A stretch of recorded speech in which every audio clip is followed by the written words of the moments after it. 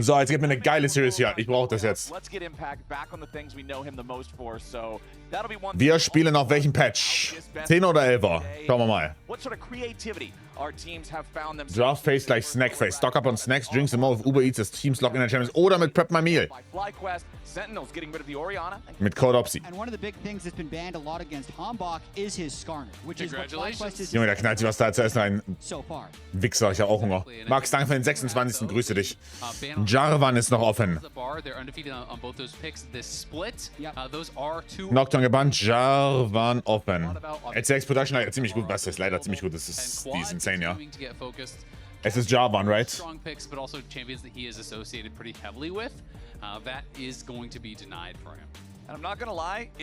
Bestell wieder, wenn du Partner bleibst, bleibe ich. Spoiler, bleibe ich. Karma, das bedeutet, jetzt könnten sie... Ja, okay, sie sollten Jarvan gehen, okay. Jetzt ist die Frage, was antworten sie auf Bot denn? Caitlyn gebannt, Bart gebannt, wir haben Lucian Milio offen. Picken sie Ezreal weg.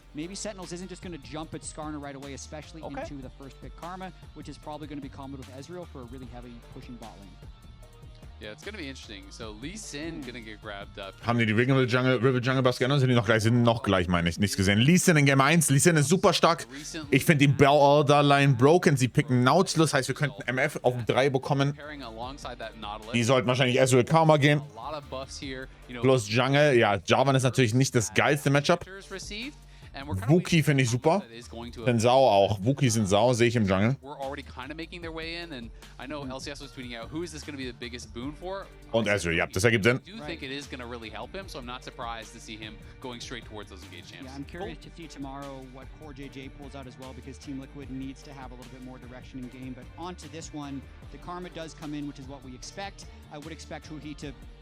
Sensao.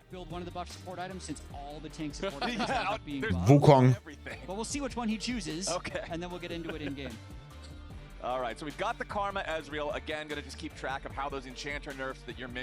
Immer noch hohe Prior of Rumble. Interessant, kein Jungler. Das heißt, auf 4-5 könnten sie jetzt Wukong bannen.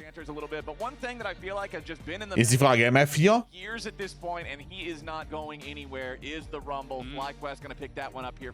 Gegen MF geben wir Kaiser, geben wir Sivir. Die 3 sehe ich. MF, Kaiser, Sivir. Rachel. Sehr gut auf einen Jhin. Okay. Was Problem von Riven Jungle? Naja, ist halt ein sehr hoher, also braucht halt eher Lethality, I guess. Hohe Cooldown zum Ende geben. So, was bannen wir? Bannen wir trotzdem Java mit Jhin? Ich glaube Wukong. Ich würde Wukong bannen und dann Sensao, Fragezeichen oder Jarvan.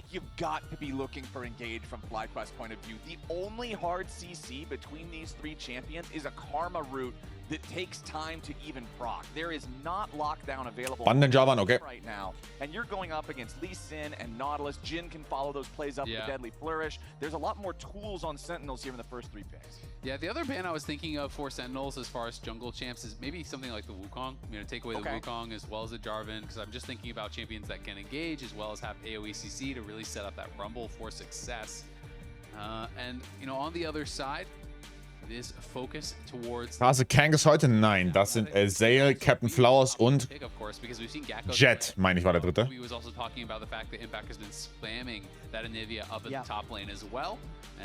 So it is going to get banned. You can call it flex ban, I guess. Yeah, counts for 2. 1.5. And it's strong in lane against yeah, Rumble, so it's something that would still be good in the Sentinels team composition. I do really like this Jhin angle in this game specifically, since the Nautilus is going to want to leave often and everyone on FlyQuest is squishy so far. So I think both teams have their own good synergies amongst the 3 champions they picked so far. Wann nach Fury? Wukong offen. Interessante Anivia raus. Hast du noch Ornn offen für Wie wär's? Ornn für den Ank. Den Ornn-Meister einlocken. Picken Rise, okay, wegen Anivia Bann. Hast du auch raus. Okay, okay. I will say, FlyQuest, you know, if there's a team to play no engage high damage, it is Quad Speed Way, theoretisch. Style. So, you know, the Defuri, I think, makes sense through that angle. Cassante, you know, is one of the impacts, you know, most played for last. Bot spielt Talia, wenn die eine Combo spielen wollen würden. Warren is generally a more standard answer into the. Ich sehe Wukong offen. Wukong Annie? Actually, Wukong Annie, oder? Warren answer coming out from Impact does feel like it fits what they have drafted for pretty well. And I don't think the Sentinels really need more damage because everyone on FlyQuest is squishy. Correct. I agree with that. I think Ornn could be a good last Ja, wir sollten Ornn gehen. Alex, ja. The Twisted Fate. We know FlyQuest strategy at this point. It's kind of Wooking. dominate bottom lane and then hold the prior with Twisted Fate. This has been a successful strategy that many teams have ran. I know Lion won with this earlier. And Mag ich gar nicht, die kommt von FlyQuest.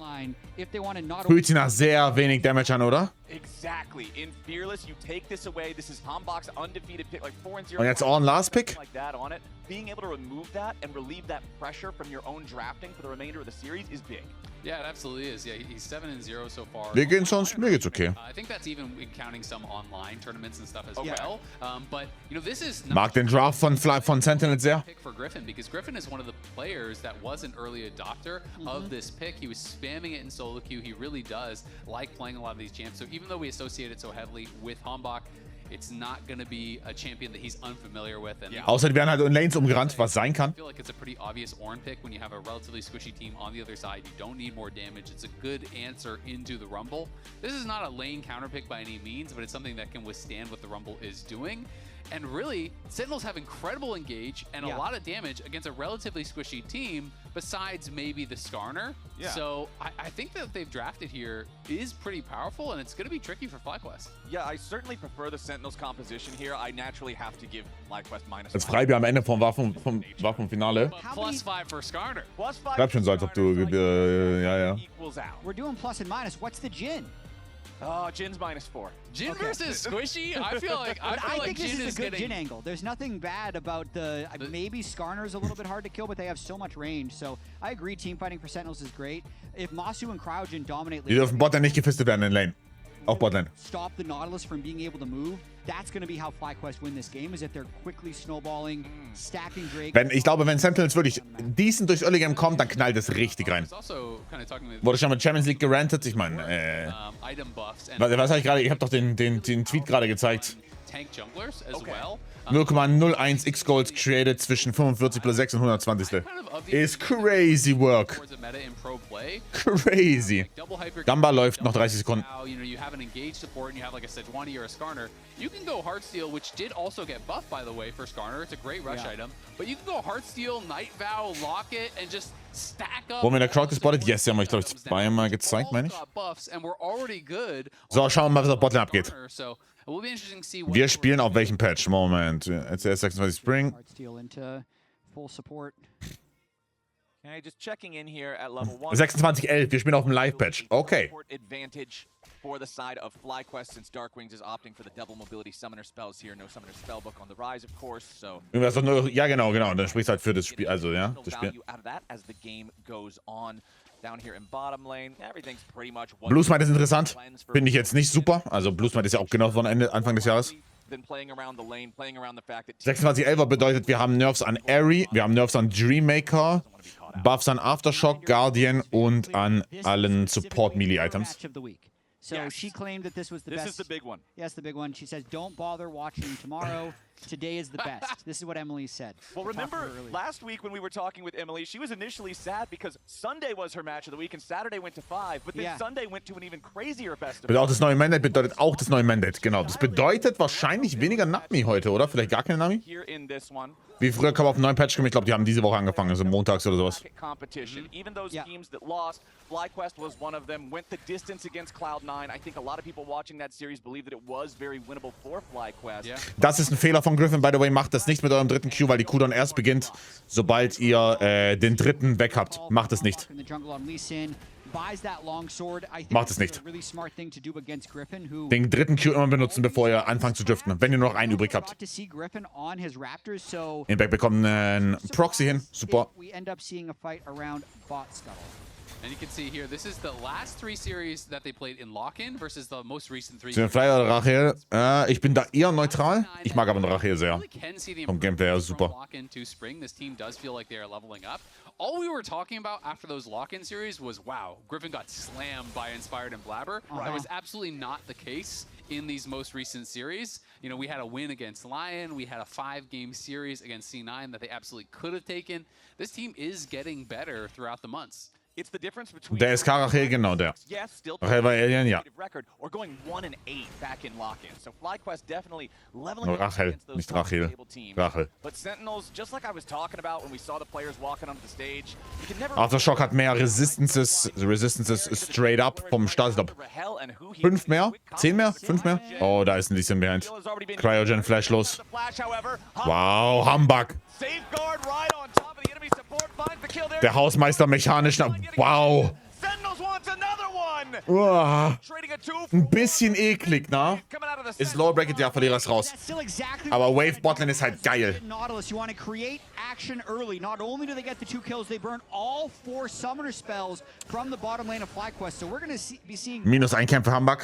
Yeah, this did end up pretty good for them, but look how close this was to being 2 kills for Masu. That was a hair's breadth away from Masu getting a double kill and it being a lot worse here. I love how Humbug plays this. Mechanisch super gespielt von Humbug natürlich, right? Point blanks, there's no dodging the Sonic Wave. But the turret did heat up because he went into turret range early, which means Hui takes Ich wünsche mir, dass Hui sich da hätte... Also ich glaube, Hui hätte suiciden sollen und Humbugs Leben retten. Masu was 1 auto away from a double kill there, and you can see... Wer ist ein Upper Bracket bei der LCS? C9 gegen Lion, nächste Woche Sonntag. One way or another, he's always experienced LCS Finals into C9 vs. Lion. times it's Peak Sonntag, nächste Woche. Peak Sonntag. down there in the Mariana Trench, but he looked pretty excited about the 2-for-1. Hambach going to pass through the mid lane here now. Yeah, so he did get his own Raptors stolen after he died here. Wow, wir haben Full Move von Master zum Camp verteidigen. But everyone kind of knows this is up. Okay. Kriegen wir hier ein 4 gegen 4 für ein paar Raptors? He will be the Guys. to make his way into this scrap as we are Wir sind nicht serious, Humbug, wir sind nicht serious. Hambach in a lot of danger. Oh mein Gott, what the fuck? Ballistic shot comes in from Masu. And What the fuck? Hui with a flash over the wall tries to get Wir haben doch den Ezreal gesehen sogar. Griffin, so Ah. alive, but Sentinels gets punished. We like to talk a lot about junglers punishing the missing flashes from the AD carries. How about the AD carries punishing the missing flash from the junglers there? As they knew Humbug was without his flash after that gank, they rotate up. 4 members of FlyQuest show up to defend the Raptors here. Where Griffin, you know, people give him a lot of heat when he gets those deaths at the Hä? Raptors. Now it's them punishing. So komisch, der Fight. He just brought his whole team. Gremlin, danke für den 8. Ganz viel Liebe. In their own jungle, whereas Rahel's not quite there and can't support the So push. komisch. It is a numbers advantage for FlyQuest. Cryogen and Griffin syncing up to help each other, going Raptors to Raptors, and then also punishing Hambach with the death. And now Masu has 2 kills, so just like that, you know, he is back in the lead here. And playing confidently, FlyQuest, you know, do get killed off on that bot side, but Griffin, you know, just power farming. He's about to hit 6, and that's when Skarner absolutely can look for some plays. I do look forward to the level 6s on both the junglers. Obviously, the Impale, like you're talking about, big for playmaking, but Dragon's Rage just defines Lee Sin as a character, right? So both of these guys will have plenty of opportunities to get that going, especially with Quad now having his ulti unlocked here in the mid lane on the Twisted Fate, with so much action happening around the bottom side. Hui on Nautilus, Jat, we confirmed this earlier this split. The dyingest champion in professional League of Legends leads the world by like 7,000 deaths over the next closest champion. So a no summoner spells Nautilus is a prime target for your level 6 gang. Oh, when it goes wrong, it goes Crazy Statistik. Yeah. Luckily for Hui, he's still deathless, and they're still looking to Best of 5 bedeutet potenziell früh ins Bett. Yes, Sir. Best of 5 Phase kann auch mal um 0:30 Uhr vorbei sein. kill. And now Ist richtig. Und geht auch meistens nicht länger als 2 Uhr. level 7. So if the play is an instant, Quad would be able to join in and try and punish Rahel and Hui for getting aggressive. Another wave going to get shoved into the turret now already, though. We've been focusing on the bot lane, rightfully so. That's where everything's been happening. But up here on the top side, everything is standard. Like you mentioned back in the draft, Azale, it's not like Ornn is a counter pick to Rumble. Just a very common answer. You survive early, you Eine sehr gute Antwort. and you're just going to be that big brick wall in the team fight. I mean, Ornn is just one of these champions that all of your abilities are AoE damage. So your wave clear is really good. You're able to deny the ability to push in for a lot of these champions, especially in melee versus... Wunderbar. Schön CC, Leon. Wunderbar. Looks for the play Geil. here, and sure enough, GG. Cryogen does not have the flash ready to go. His heal was back off cooldown, but there's no point spinning it there. So Sentinels find the invade. First Drake super, verlierst keine Camps. And credit Perfekt. to Huhi, it was his ward. He actually just went in, dropped that ward, and then Cryogen was on a Machst du Force ist gut. for a base and gets spotted. Ach on du that Scheiße. ward. Oh, tries to predict the shift. Wir gehen zurück zum Übersetzen, Hui. Keine Hero Plays, keine Kapriolen. Wouldn't be able to do. Jesus Maria. Is the dynamic of the game and something that's been interesting as Ich meine, okay, er wollte den predikten, I guess. is just Er wollte den predikten, aber es reicht. Wir müssen zurück zum Übersetzen gehen, Hui. are no longer safe. Right. Like, you're just not used to having that much threat when you're in your own jungle or on wards, because at that point, yes, he's on a ward. If he's against a Nami, maybe a bubble flies out and he can probably dodge it. But here's a Nautilus hex flashing over wall into chain CC, into you dying. So Huhi doing his best to punish Cryogen. Yep, Sentinels making sure that they finally get what they came for earlier when they tried to invade the jungle. Also, wir können auch kurz vor Grün das E drücken. Ja, ja, natürlich. Ist falscher Ehrgeiz. Also, ist komplett falscher Ehrgeiz. Aber, also, okay, soll ich sagen, yo, der hat den Q da einfach for fun hingeknallt. Wir müssen ja sagen, er wollte den predikten. Richtig, weil ansonsten ist es ja, also, ansonsten ist ja crazy work.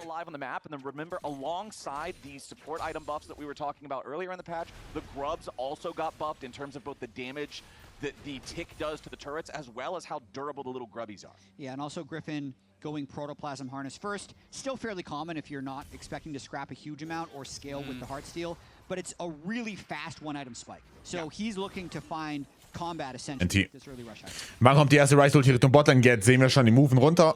Ist immer Fock nah, also die müssen dann respekten. But this is going to make you more powerful right when you complete it, and this does mean he is probably going straight towards all of these support items even faster. I don't think he's going to be going for any pure tank items. It is going to be just all tank support items, including the Protoplasm, probably Knight's Vow, Locket, just full support is what I'm expecting from this game. It's kind of cool. Like, Skarner can do this. I know, like, Malphite can do this if he wants to. Just spam the low-cost items, and sometimes you just have different power spikes than the standard Sundered Sky junglers are going to have. You'll usually hit, like, if he's doing well, he'll hit 3 items really fast, because his 3 items are a total of, like, 7,500 gold. Constantly see Huhi firing off these dredge lines. Noch kein Rise-Play bekommen, ne? The bottom lane as those 3 grubs that I was mentioning. Generell, wenn Huhi wieder dafür geht, bring den Bock raus. Oh, Mama. Oh, wei, Ank. Alright. Schön. As Quad arrives, though, Hambak? ulti to scare Sentinels back away. Hambak wants another Sonic Wave, but not going to hit this one. Honestly, not a whole lot of damage. TF-Ulti rausbekommen ist geil, weil jetzt bekommen sie dementsprechend ein Freeplay mit der Rise-Ulti. Super. You think, hey, maybe they can actually threaten Lee Sin with the gold card hits, and then you look at the TF's items, and he's on Swifty Boots and a Catalyst. I mean, so he's just not going to do any damage. Geil. Ulti Flash. Right now. Nice kick. Nicely done, Quad. Q, nächster Q trifft. To try to get further back into the jungle. Hambak spielt mechanisch hier. Echt gut. Picks up kill number 2. Use that tempo Schönes Ding. from the top lane gank. Wirklich schönes Ding mit seinen Wardjumps und so weiter. And makes a play when Quad re-arrives in. Kurz eine Reginald Respect-Karte noch gezogen. Done there with Hombox Lee Sin early on in this game. I love when Lee Sin is back in the meta. I feel like it's a character that allows players to really have so much skill expression in both their mechanics and their decision making. Completely agree. It is very. Komm, Hui, zeig mal meine Aftershock-Buffs. Yep, he's decided to go forward, open with the depth charge into the dredge line, plus that deadly flourish combo. Who Nach unten, ne? about half of his own HP here. And Rahel won't get the opportunity to open up the curtain call. Masu's still healthy enough. Cryogen could block every bullet. Sie müssten es wissen, na? Sie pingen auch die ganze Zeit. So if Sentinels stick around a little bit too long, they may end up getting punished. And sure enough, as soon as Huhi takes the recall, Das ist sehr disrespectful. Also nicht zu flashen, da ist crazy work. Crazy work von Rahel. Oh, der Smite auf die Cannon von Griffin war sehr, sehr gute Presence of Mind. Super. He had about 10 health, and the cannon got smoked. Super Smite. I think it might have actually killed him. That was crazy close. That 4-shot in the Q doing a ton of damage, but they do get the kill, and they get the cleanse off Rahel, which is, I mean, cleanse is Wenn er flasht, ist er auch dead. summoner in all of League of Legends. Like ADC, Ich meine, er hat Swifties gegen Skarner-Ulti. just reflex pressing, thinking it's heal or ghost or something. And now Huhi wants more, going in. Wir müssen weiter übersetzen, Hui. No follow-up for the punish on Quad. Er hat keinen Wardjump-Up. Happening right there. We know that Und kein Kick. loves to play on limits. Even Hä? Was? giving your Ezreal a kill as Griffin flies back into 3 people. So these teams are constantly just trying to push each other around in bot lane or in the jungle. You know that Griffin's confident to do that because he had teammates nearby and he has Protoplasm Harness like we were talking about earlier. It gives you a deceptive amount of extra durability flying over the wall like that. you know the Jhin isn't there, if you know that they're not really ready. But here's a quick look at the comparison, the career 15-3 auf Skarni. Since Griffin has played it a lot, Hambach has played it a lot. 15-3 is pretty crazy. It makes Darkwing so stark. would want to deny this from Sentinels. Yeah, it's just been cool to see him bring it out so much this split, really looking comfortable. It's a great denial. They did ban out both the Bard and the Caitlyn, and now you've taken away this Garner. So if they want, they can just maintain those. Nicely done there from Huhi with the dredge line on Amasu. Counterattack arrived. Er will halt kicken, ne? Oh, ist das nasty. Huhi kommt nicht. Oh, und Huhi kommt raus. Dodge nach oben. Ja. Und Flash von Griffin auch noch raus. Emotional Flash. Emotional Flash von Griffin. Nächster Q trifft. Oh, das Protoplasm Harness. Igitt. Back up. It is a scrappy one here in mid lane. Somehow, just the supports end up falling in that mid lane scrap, but it looks like Sentinels is going to be able to rotate. Wichtige Flash raus. Karma Flash und Skarner Flash raus. Beautiful Dragon's Rage into fourth shot. Richtig, richtig geiler Kick auch. And you're seeing, to me, Sentinels does just have a lot more damage. FlyQuest kind of can burst one person, and they're just surviving, waiting for more cooldowns. Yeah, I mean, their comp is basically just CC someone, gold card front line. You can see Hambach goes in, gets hit by the gold card. It's starting to look like this fight could actually go pretty heavily towards FlyQuest. Der vierte Shot. Oh. The Jhin shot, man kick, takes out Cryo and puts Masu low up that he never really can re-enter the fight. Yeah, no barrier either, so he has Beauty. Completely on the edge right there. Huge play. Basil and Miss Chim Chim here in the studio, co-streaming the festivities as Golden Glue remains with the best feet in the house back there in the coach's room. T1 kann jetzt gerne Worlds gewinnen. Hast auf sowas zu sagen. Down to 200 HP are great for GG's blood pressure. Oh man, you gotta love it. I mean, he's a competitor through and through. Obviously, you know, had a pretty long career as a pro, and then now coaching. You can see he is feeling every fight. Now, when is that next fight going to happen? Because we've only got 20 seconds until the... Da ist null Damage bei FlyQuest ist null Damage gerade am Start. WE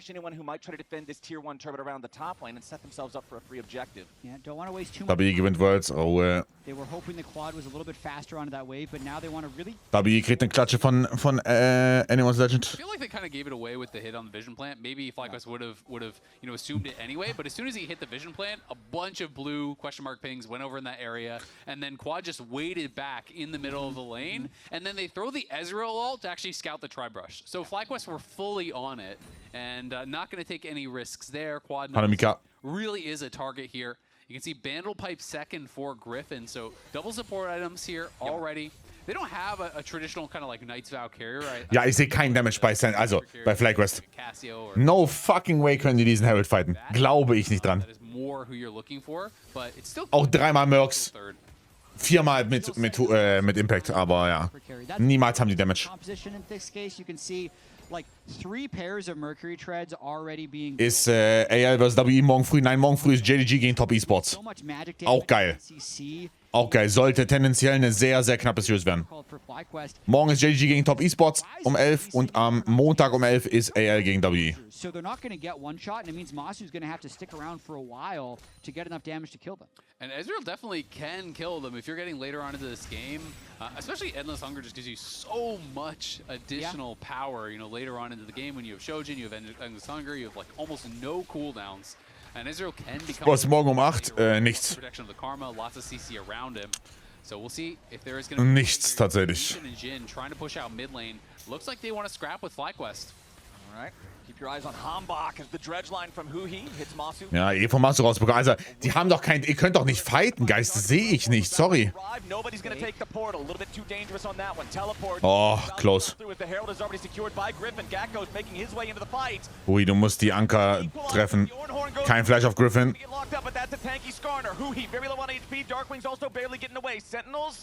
They leave, but they get the worst of the trade, and FlyQuest takes the objective. Call that one a fly win. Yeah, Masu and Kraujin got to poke a lot, and there wasn't a clean engage that Sentinels was able to create. You can also see Huhi Still level 6. He's really been roaming around a lot, so that's starting to hurt him a bit when you have a level 13 top laner in the game. Being Ich glaube, viel schlechter geht's nicht für Sentinels, dieser Fight. not going to last very long. Yeah, absolutely, but still does survive for now, and it's also really been nice watching Masu. His timing on these shifts, he has buffered every single hook we've seen on screen the entire game, so he has been on point with that. And as long as you do not get hit by the hook immediately when it comes back up, because of course when you hit someone, it cuts that cooldown down on the Nautilus, then he is going to be safe. And they've just been playing around that hook very, very well. But it is scary because we've watched him shift that 10 times in a row. You don't shift it one time, you die, right? So that's the time people remember. Exactly. Yeah, no cleanse, no Mikhails yet on the Karma. He's just completely trusting his timing this entire game. I will say, Rahel is kind of the build that everyone hates on Jhin, which is Ghost Blade into Rapid Fire. But that being said, it is not the tankiest front line. It is just Griffin that he has to deal with. But if you can't get past Griffin, then you can't deal with the rest of the team. But you also need range. Like the Ezreal TF, they're just trying to outrange you, keep you at that pole length. So I actually think... Ist nur bei Terrain, dass der Cooldown reduziert wird? Ja. That's what R is for. You open up Terrain. Nicht Terrain. Terrain. a mile away. Yeah, that's the range. It's a firing range. You get 4 shots. Oh, Quad is going to be... Obwohl, nee, warte mal. Auch bei Champions, oder nicht? Wiki. That is where I feel like these Oder ist nur bei Terrain? Ach, tatsächlich. Nur Terrain. What the fuck? Ready, you just go for a gold card. Gold card anyone. And you just put pressure on them. It's guaranteed poke from the Karma, from the Electro Harpoons, from the Ezreal. And they are going to see if they can pull off a dive on here. But FlyQuest feels like they're aware. Nobody else is around Quad right now, so there shouldn't really be a whole lot of ways out here. Guter Play. Meanwhile, FlyQuest will get Perfekt für einen Drake Timer plus TF-Ulti raus ist big. Gut von Hui. Hui hat Flash. Sehr geil. Was? Darkwings? Okay. Aha. Wir werden 4 Range-Top sehen, also von Gakos ja, von Impact hoffentlich nichts. Für Sentinels, ich weiß nicht, ich bin so ein bisschen zwiespalten.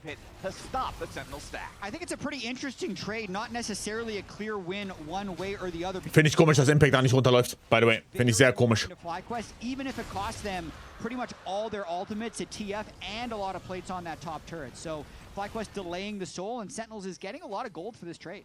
Yeah, they are getting some gold, and Sentinels going to be happy that they got the kill. But I do think it was critical for FlyQuest to stop that soul stack here. If you're giving over Cloud Soul, that is. Meinst du BLG heute? Ich habe nur Game 1 gesehen, da war ich schon disgusted. Even in a 4v5, they knew some tools had been spent to kill off their TF, so they really hard forced. They got in there to stop the base. Ja, I mean, Gold technisch natürlich worth it. Sie bekommen eine Top-Turret, sie bekommen jetzt Mid-Turret.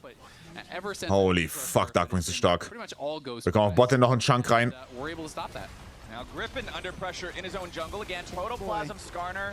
He tanks a lot, but he still feels enough pressure to need to flash over the wall to make sure he doesn't lose anymore. A little surprised he flashed instead of trying to. Jetzt moved Impact. Aha. Range to apply some additional CC. Oh, wo ist der Bock? Wo ist der Bock? Problem as now they're also going to commit the depth charge here onto the Karma. Schön. Flies over the wall, but Cryogem with the flash away clears enough space to keep himself safe. Meanwhile, Sentinels bringing in even more backup, dropping wards in the FlyQuest jungle, stealing away camps. And a lot of cross map happening right now. Both flashes burned from support jungle, but while FlyQuest was taking the dragon, Ornn killed top lane, Jhin killed mid lane, while the fight in the jungle... Darkwings ist sehr stark. Der Darkwings ist 200 Gold, der Head von 200 CSTF. Na, also das müsst ihr mal in Relation setzen. Durch die Passive. 10 CS pro Minute, 202 auf dem Weg Richtung Actualizer. Dieser Rise wird komplett OP sein. Auch wenn es Gold even ist.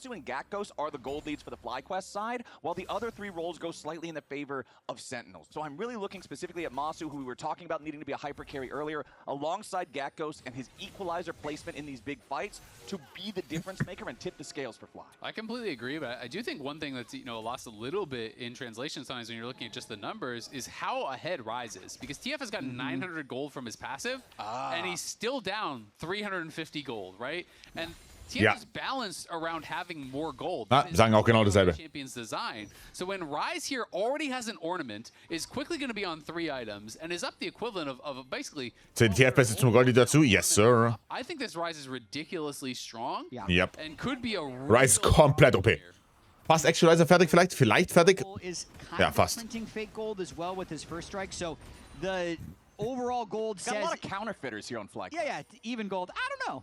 You know, I don't know if it is. Ornaments don't count. Okay, all right. TF, Prince Everybody's money. got fake money. First Strike, I will be a little bit of a defender because First Strike is just a scaling rune, right? It actually does pretty good damage later on in the game because it is a percentage damage increase. So I see First Strike as a bit different than the TF gold, but definitely the Gold League can lie to you a bit. Yeah, but on the topic of Darkwings, he is having a really strong Rise game, and a lot of people don't realize how long this guy has been grinding. He spent essentially 7 years in collegiate, Tier 3 and Tier 2, even had a stint in 2023 and 2024 where he was playing collegiate at the same time as playing Tier 2. That's wild. Constantly showed up in NA in-houses and spammed solo queue, but once he got that LCS chance, he hasn't really let it down. Goes from DSG to Sentinels and is having a great game here. Yeah, I feel like he's actually playing very well, you know, against a lot of tough competition. I mean, there are 5 imports in mid lane, and Darkwings is holding his own, and I think has been a pleasant surprise here for a lot of people on Sentinels. I think he is part of the reason that this team has been better than expectations, especially back in lock-in. I mean, my first introduction to him as a player was back during the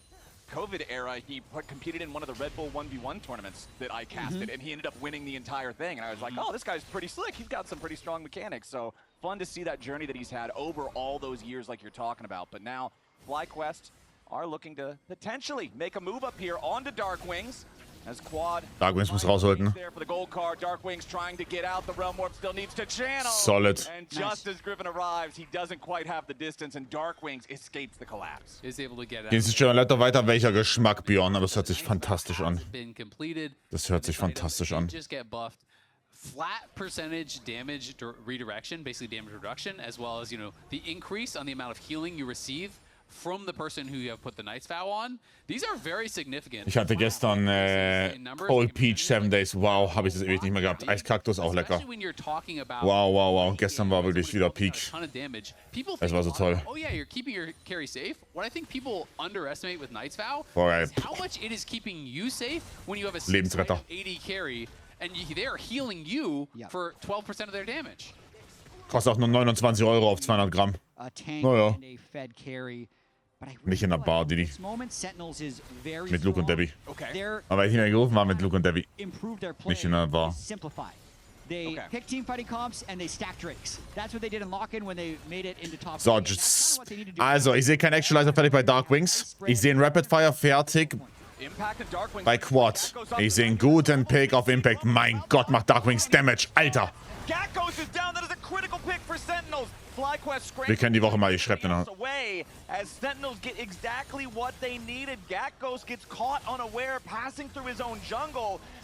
Tabaksteuer wichtig und richtig, würde ich jetzt nicht disagreeen. Trotzdem scheiße teuer. Also, nur weil was richtig und wichtig ist, ist jetzt nicht, weißt du, macht es nicht weniger teuer halt. Ist, but it will get them to Soul Point, and they're happy playing this sort of slow game because they have guaranteed CC, they have hard engage, and they're just going to keep setting up around these objectives and looking for picks with Ornal, with Nautilus Ult, with Realm Warp, with Lee Kick, with all of these tools that they have. Darkwings ist so strong. Ich sag's jede 30 Sekunden gefühlt, aber ja. Actualizer ist jetzt fertig. It's the story of having 4 squishy champions and a Skarner against a team that has so much engage, about not needing that much damage because they have plenty. I mean, that was pretty much a Jin W and a Rise combo onto Ornn applying the CC. And Rise was on 2k gold, so he bases, there's the Actualizer, and he's already building in towards more items. On top of that, he is ridiculously strong. And there are 4 ornaments done because this game has been slow and Impact has just been prioritizing XP. He's not overgrouping. He's just been kind of sitting and farming in side lanes. And he's level 16 on the Ornn. So everyone but the support already has their upgraded ornament. Each of those is additional power for these carries. Scary, scary stuff for FlyQuest, who now know, okay, that dragon setup really went bad really fast, and now in 4 minutes, you've got to do it again, or you're giving away that Cloud Soul, which is only going to make things so much more difficult. FlyQuest does have this scuttle vision for a little bit longer up here on the top side of the map, but I do expect the battle to be over Baron here with the dragon still so far away. I'm going to be honest, though, I'm really struggling to see who FlyQuest is even going to go for. They're going after Huhi right now, it appears. Würde ich Impact... Oh, haben die Damage für Impact? Ich meine, der hat Shojin und so. Was kann ich in den Best of 5 geworden? 3-1 FlyQuest. Also, die letzten 3 Best of 5s haben alle Sentinels gewonnen. Best of 3s, Best of 5s haben alle Sentinels gewonnen. Sieht ziemlich gut aus immer, wenn die gegeneinander spielen für Sentinels. Aber es sollte eine sehr knappe Series werden, meiner Meinung nach. Okay, but the big thing to notice, no flash on Griffin, no Skarner ulti, no TF ulti. Equalizer still ready to go. Der Übersetzer ist am Arbeiten. Schaut auf die Cam von Hui. Der Übersetzer arbeitet. Sehr schönes Ding. Wo bleibt mein Bock? Ach, mein Bock ist tot. Darwin hat Actualizer gepoppt schon.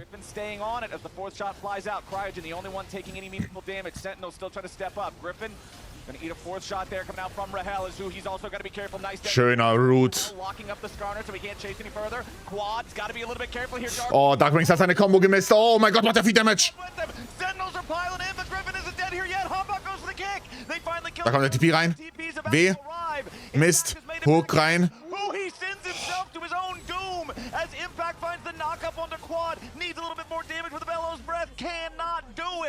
Rachel wieder am Zaubern.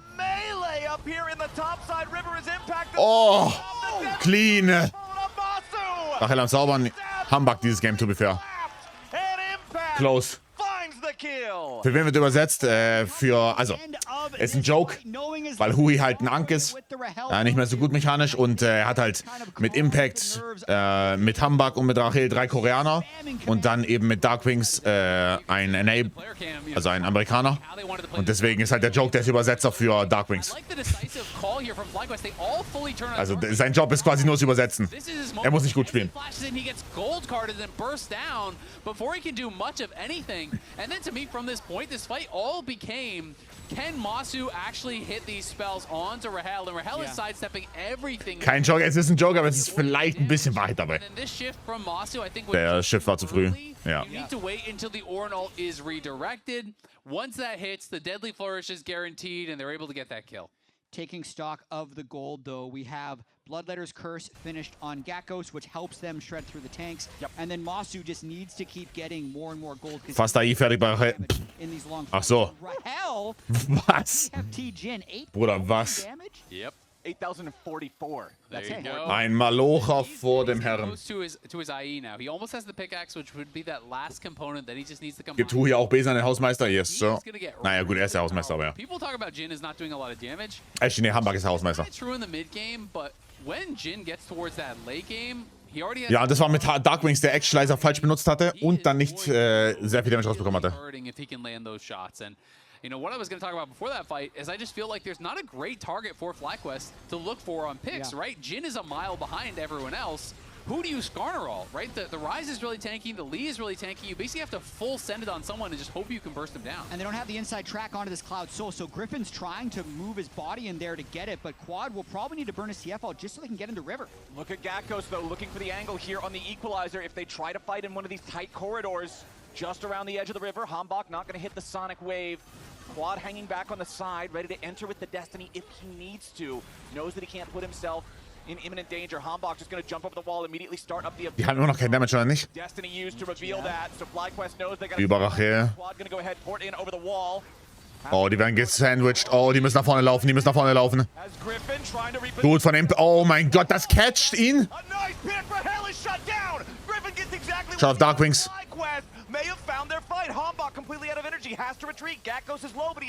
Wow.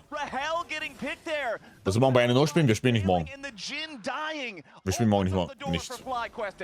Stops the soul. What a flank there. The TF and the Schau, ich glaube mal Masse, okay. At the same time to really just pincer all of Sentinels, and it looks like they're going to run back this Baron 45 dare Sentinels to try and stop them. That feels like the moment where a close game could quickly explode into something Hambach kommt. no longer close at all. That massive pick there. Darkwings hat noch Seekers ab, hat jetzt Ghost. Killing off that Jin before he can do anything. Now Hambach looking for 7k. Damage ist so limitiert, die können nicht machen, oder? Ja. Oh, Darkwings, what the fuck? What the fuck?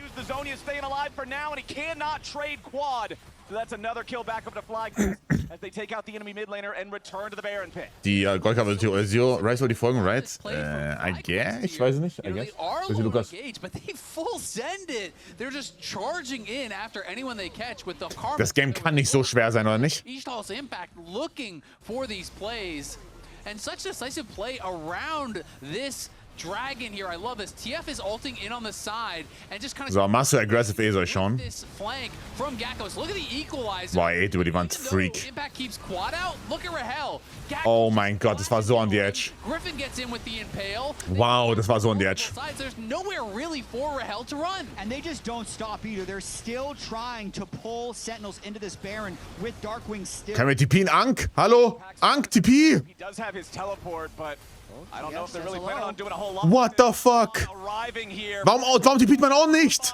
Shift over the wall from Masu. They want to try to finish the kill. The equalizer. Warum TPt man auch nicht? The true shot barrage.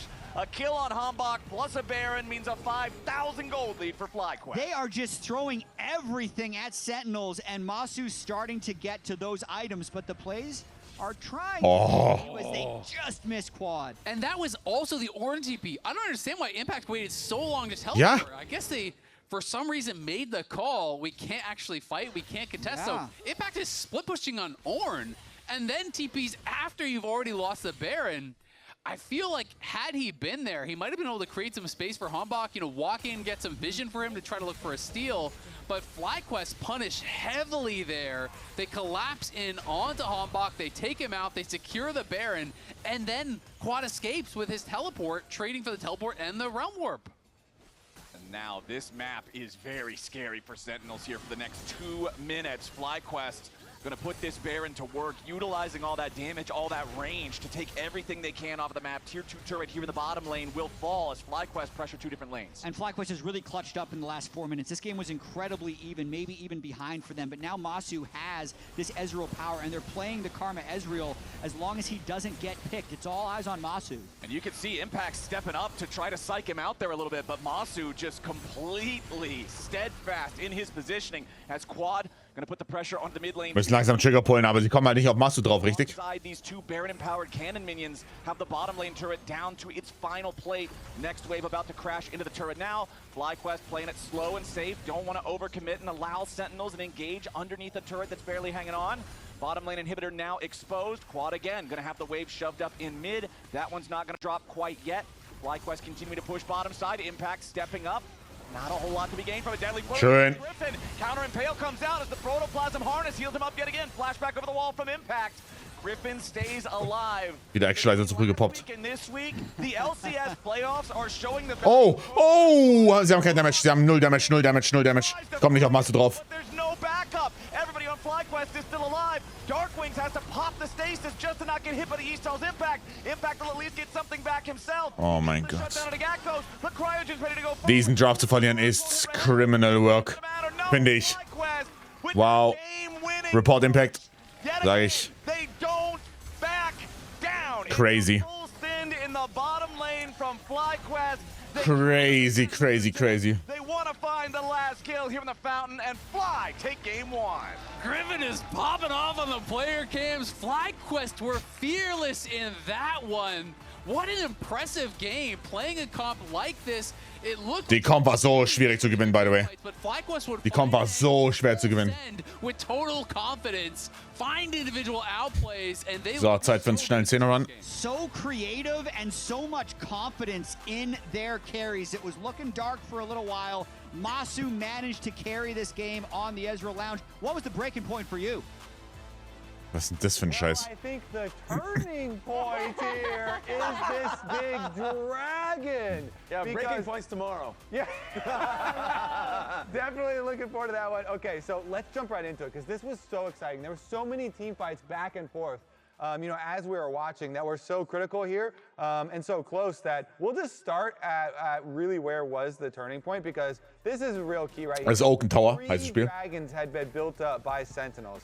And Ist der they Autobettler. had gotten the early, you know, position here around the dragon. They have full vision. They're the ones with control of the dragon area where this fight is going to take place. But FlyQuest, they've got a twisted. Gerade Gold GZ, Got GZ. mid push first. So that's key in setting. Kann man up so the sicher sein, dragon. das ist wie They Crack. get their mid push first, and then they're going to try and come in. Es ist wie Crack, Let's das take a Spiel. look at it from their vision. They've got the Twisted Fate. They know, yes, Sentinels, they've got a very beefy team comp. They've got Dragon Soul threatening right Hättest now. den Affiliate-Link holen sollen? No cap. Boom, they pop the quad ult, and look at the flank come down. Teleport down here, quad from here, and let me pause it real quick, because the way that they attack the carries here, which is Rahel as well as Darkwings up on this other side, is so clean from them. Das ist knapp, You've got ne? Quad that goes in straight here. They're trying to verliere. put the Rumble Bleed. Equalizer over Rahel already, and then keep your eyes on Griffin with this Skarner. Right here, let's zoom back in, just the tip.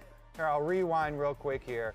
Just the edge here of his Skarner ultimate as they go in, and they're gonna be able to clip him just on the extra side. He gets rooted up and then able to get just against the wall there. Rahel, they get the kill on the big Jhin, and then they're gonna be able to take this dragon. They're gonna be able to put a stop to Sentinels' momentum that they had in this game. Really exciting one though, that then Sentinels are gonna be able to go through and win after that one. So let's take a look. We need to, there we go. Let's take a look at the beginning of the game, because the beginning Guck of the game mal. was really fun. And we had some of our patented fights over these raptor camps. Oh yeah. We're So back this one had a really interesting lead up. So I wanted to look. Um, seine Item verkaufst es für, du sparst dir quasi ein Gold. Wards are Du kaufst es für 15, es gibt dir 16 XP. If we go Und du verkaufst dann wieder. You can't see. Sparst ein Gold. You can see just this ward. You can't see Lee Sin coming over, but because they saw him on that ward, you get. Okay, wir haben ein all these Riesenproblem hier. things, and they're gonna send up the full defenses because they know where this Lee Sin is gonna go. Fucking So shit. everybody's ready to collapse on this Raptor play. Every Griffin game, there's always so much invested on Raptors and fighting over Raptors, but Hambach comes in for the steal, and they had the early anticipation from this extra ward where they Wir haben ein Riesenproblem hier so tatsächlich. then even though they don't have perfect vision of him here, everybody's heading up for the collapse. Griffin's like, yeah, I'll start the Raptors, I'll drag them back in, and then the pincer collapses. Karma tether into gold card, into Skarner stun against the wall, and then Masu can finish him off. So it's just, it was been really good planning from FlyQuest. Oh, wir haben ein Riesenproblem. Even though this game was so close because Sentinels had done such a good job of. Ich sterbe am Bleed, ne? Also, Der hielt sich die ganze Zeit. you, Kobe, you He called stole the it. Skarner! Pulling Yeah, he away did. the Skarner from Hambach. Even though Uh-oh. I actually think Hambach had a really, really nice Lee Sin game too. Yeah. Like, I know you're pointing Der potenzielle Nuller-Run. plays because they won. However, this was a very back and forth game. The fact Raz, that, what you got? I mean, you were talking about Masu a little bit. I know it's Ezreal damage. I understand it. I get it. I recognize it. He had an amazing game. So, And you know what? Chad agrees with us. boom. And Azale agreed with us. So Masu is player of the game. Congratulations to Masu. Congratulations to FlyQuest for taking game one. As we head to break, let's now take a look at our Ich bin am überlegen, welches Item ich überhaupt für Mond welches Item ich zum Mond machen möchte. You, the chat. 노틸만 조심해. Skarner first. 나이스 Skarner. 나이스. 골칼.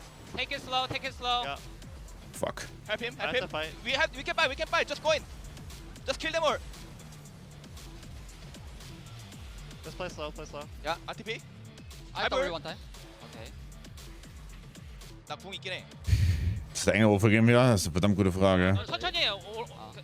진 천천히. 오른 개 단단해. 나궁 되긴 해. 비전 있다고 이제. 아 W 하면 되고. Hört ihr es? Der Übersetzer im Hintergrund am Arbeiten. 러블 살짝. 나이스. 드래곤 투미니. 이제 아니야. W 3턴. Der Übersetzer im Hintergrund, ich sag's euch doch. War nicht gelogen. Sehr gut, wieder zu nehmen.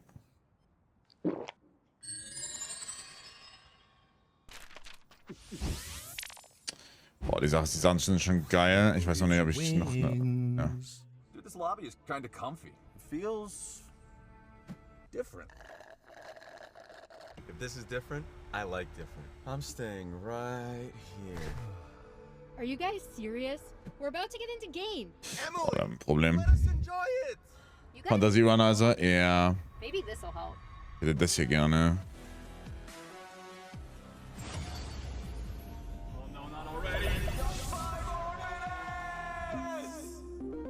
Rich in the ground before Dove can even get there. In time to try to knock out as Impact gets bursted. Don't feed.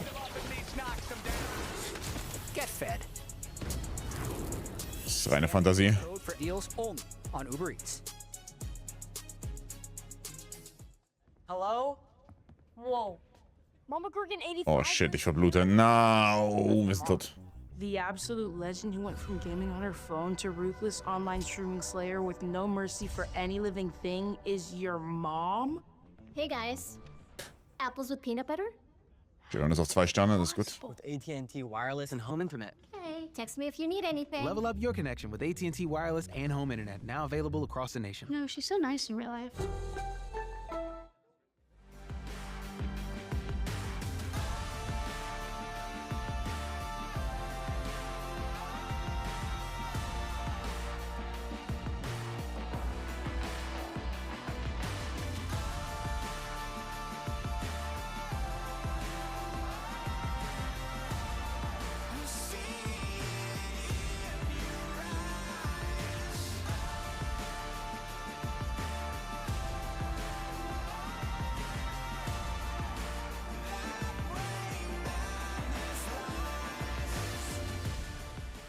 Push. 5k. Rise is on our left. Rise is on Überleben. Töt ihn. Jin dead. Right is strong. I have monster and 3 monsters. Looking for Jake. Yeah? Be careful, he can steal. They want to leave. They don't want I to can speed you. Rahel getting picked there. The battle line. Maybe gebailt. Jin dying. Opens up. Maybe gebailt.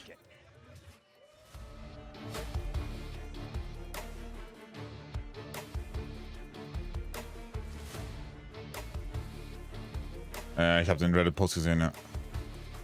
So, jetzt als nächstes weg mit dem hier.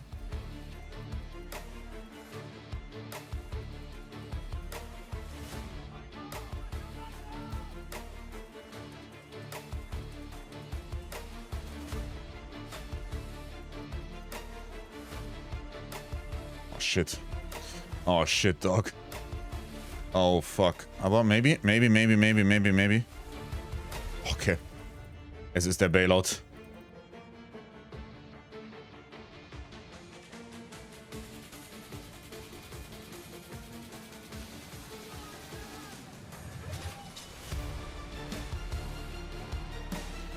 Bro, bitte. Das heißt, ich kann mir das eh nicht leisten, right? Wenn ich es richtig nachgerechnet habe.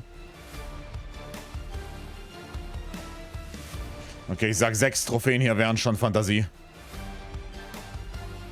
Das ist ja sehr gut. Oh mein Gott, ich werde aber wirklich gebailt.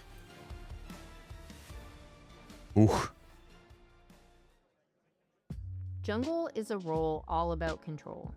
You're responsible for your team's vision, information, and, as I'm sure your solo queue teammates love to remind you, helping out lanes when they need it. Oh Gott. Of all roles across League Okay, of Legends, mission accomplished. not just your high-level knowledge of the game, but constantly asks you to make decision after decision to guide your team through the game to success. In professional play, a slower, more controlled jungle approach has often been the de facto playstyle, with pros Oh, jetzt bin ich aber fuck, glaube ich, oder? Nope. Oh mein Gott, bin ich OP. advantages for later fights. Okay. This is not the case for South Grandios. Korea's Humbok Yujit, a player who seeks to farm champions more than camps. An aggressive gank-oriented Okay, ich bin komplett gebailt. up through the talent system Sehr gut. successful region of South Korea. Peak. At the start of 2026, after a few years of grinding it out in the LCK system, Humbok was granted an opportunity to play in North America with the Hater würden sagen, angesurft. Hater sind clueless. For a team that looked to make a splash in the Gebailt. LCS, signing the core of Disguised and veteran top laner Impact, Sentinels completed their roster by signing a player whose jungle pool includes things like Viego, Zed, and Skarner. A player with a singular mindset. If he's not ganking his lanes, he's Was war das Mondzepter? Das hier? This is the story about how a young Das hier ist fucking useless. made his Das hier wird noch replaced, aber ich noch nicht so ganz für was. highest echelon of play. Ah, Nils. And the style that bucked conventional wisdom for chaos and Und creativity. das hier gibt Multicast.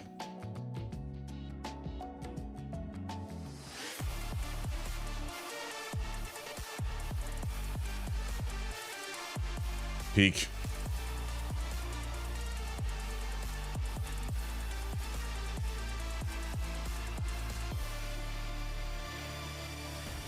Welcome back, everybody, to the LCS Spring Playoffs on our road to Arizona here in just. Ich hätte gerne Lost Fragment.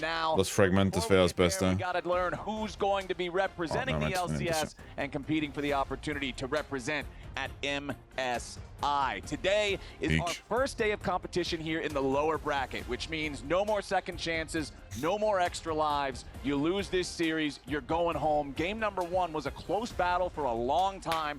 FlyQuest ultimately finds. So, ein kurzer Zehner, easy. Yes, it is. And they end up taking the victory. Ein easy Zehner-Run. I mean, I think it was So, kurz auf Toilette. for FlyQuest. Oh, du hast Agent. Oder, boah, geht gleich los. They took a hotly contested game 1, not only because I think the difficulties of piloting that comp, but also because they took away one of Hanbok's best champions here. And so now we get to see, are they going to continue similar bans? Will Caitlyn and Bard maintain their ban status? Yeah, so we identified the 3 champions you mentioned, the Caitlyn, Bard, and the Skarner, that have been the majority of Sentinels wins in Spring Split. Skarner already taken away and beaten Sentinels with. They have quickly banned the Caitlyn and the Anivia, but the Bard would still be available for later in the draft. And the important thing to remember about Sentinels when talking about their wins as well, even though they're a team that didn't do well overall in terms of their series win-loss, they were a team that was constantly making sure their best of 3s were going the full distance of 3, even when they lost. They were a very scrappy team. So we've got the Jarvan, the Varus, the Nocturne banned out by Sentinels, Caitlyn and Anivia banned out by FlyQuest. The Bard would be the expectation here. Since Sentinels have the first pick, it seems like it would be a pretty easy one for them to lock if FlyQuest don't respect it. Well, the interesting thing, though, with this Blitz ban would be Ashe, so one thing that I've noticed in the last couple weeks is the bot lane pairs have been more disrupted than ever. Okay. Orianna is also completely unbanned. So that's a huge pick for Quad as well as Dark Wings. They lock in the Orianna. Maybe they match it now with just Ashe Seraphine, because the Blitz would be something who he would pick to blow that up. Put one of them in, alt away their shields, and try and one-shot them. Giving away Orianna is kind of crazy, but it would allow them to pick their bot lane pair right now if they want to. I think it might just be doing Lucian Emilio, because I know some people have been playing Blitz as Emilio counter recently. So like maybe that's why they would think about it, but yeah, I mean Blitz is picked pretty rarely, but like you're saying, it's picked as a counter to Enchantment. Ezreal offen. Okay, sie geben Orianna und traden dafür Kass. Das finde ich interessant, ne? I'm pretty surprised to see that banned out though. Sind die Geldsimons weg? Nein. If Bard is not going to get grabbed up here while he's up and available. And so it is going to be Lucian Emilio, as I was saying. Yeah. So that's probably the angle that they're going for. And now the question is, does Huhi go towards his Bard? Generally, they have done Caitlyn Bard as a pairing. Yeah. So maybe FlyQuest is saying, you won't actually pick Bard without the Caitlyn or without, an Ezreal, which is another good pairing but was already played. So I'm going to be interested to see where Huhi goes. A lot of mind games here. Cassio is one of Quad's best champions, also one of Darkwing's best champions. And the lane is good into Orianna, even if Orianna has some scaling advantages. And it's actually just going to be the Ashe Seraphine into the Lucian Emilio. So a bit of a hand. Capo, danke für den 23. Yeah, it is interesting because I feel like this is kind of. I mean, das sind so OP-Champs schon wieder für Sentinels. I don't know, man. A lot of the pros that I've been talking to really do feel like it's quite advantaged. And that is one of the things when you ask, why Ashe and Seraphine are going down in prio is why. Is because Lucian Emilio has kind of risen in priority. So I am pretty surprised that Ja, 6 OP-Champs wieder. down to handshake it, but 6 komplette OP-Champs. it's not actually a big deal. We can scale well. Hawkshot is always going to be incredibly valuable. Seraphine is monstrously strong in the late game. But that being said, if you're positioned well on Emilio, Breath of Life answers Ashe Arrow. It answers the Encore. It is so powerful, and that is why people really like these matchups. And the short trades, even early on from Lucian Emilio, are very reminiscent of Nami Lucian. It's really powerful. All of the biggest Seraphine plays are Seraphine firing an Encore through 3 or 4 players on the enemy team, usually using one of her own teammates to set that up. But like you say, if Emilio is in range of everybody, okay, cool, press R, let's just reset, and now you don't have your big butt. Really interesting. FlyQuest, I did feel like Sentinels kind of had the edge in the Game 1 draft. FlyQuest then outplayed and found some clutch angles towards the end once Masu had his items on Ezreal, and now just massive, honestly kind of massive scaling for both sides, but it looks like laning phase-wise, FlyQuest Shyvana Ban. Was wollen die auf Toplane haben? Ach, wollen die für Jungle oder was? Vi aimen? Vi raus? Super often, but this is a pick that we've seen Javan raus. since the rework. Pantheon, frei sein. Griffin would absolutely be the type of player to not be afraid to slam that one in here, so Sentinel's going to go ahead and respect that. While FlyQuest also target the jungle, but much more standard stuff here, the Vi being their 4th ban, as we wait to see if it's going to be only jungle targeting coming out from both teams. There's not really any flexibility in what we've seen here in the draft on either side. We know it's bot lane duos, we know that it's mid laners. Xin Zhao going to be the last ban here for Fly. The one wrinkle I will say is that a lot of top laners are Pantheon, oder? top these days. Okay. So I don't know that we're gonna actually see it in competitive. It's basically been exclusively mid lane, but that is the Ja, außer mal ist Journey there tatsächlich. is always a possibility. Given that it's quad, I don't really believe it. But Right. Gakkos, if there was a guy to do it, I would believe that he would be bringing it out. So I'm just kind of opening the door for it because it's All right, always fair fun enough. when people go. We'll for leave it. the door cracked open. Yeah. It's fine. We Yeah. don't got to lock Just a anything little bit of just a yet. draft. Yeah, that's okay. So it's a lovely day out here in Santa Monica, as we do have Ambessa banned out. Final pick of the draft here for Sentinels. Just 4 jungle bans. Yeah, no problem. 5 if you include the jar. I mean 6 actually if you include. Töle. So we're going. Töle für Hamburg wäre gut. Er spielt auch Nafiri. Got some quirky stuff. He's got 2 different dogs he can play. True.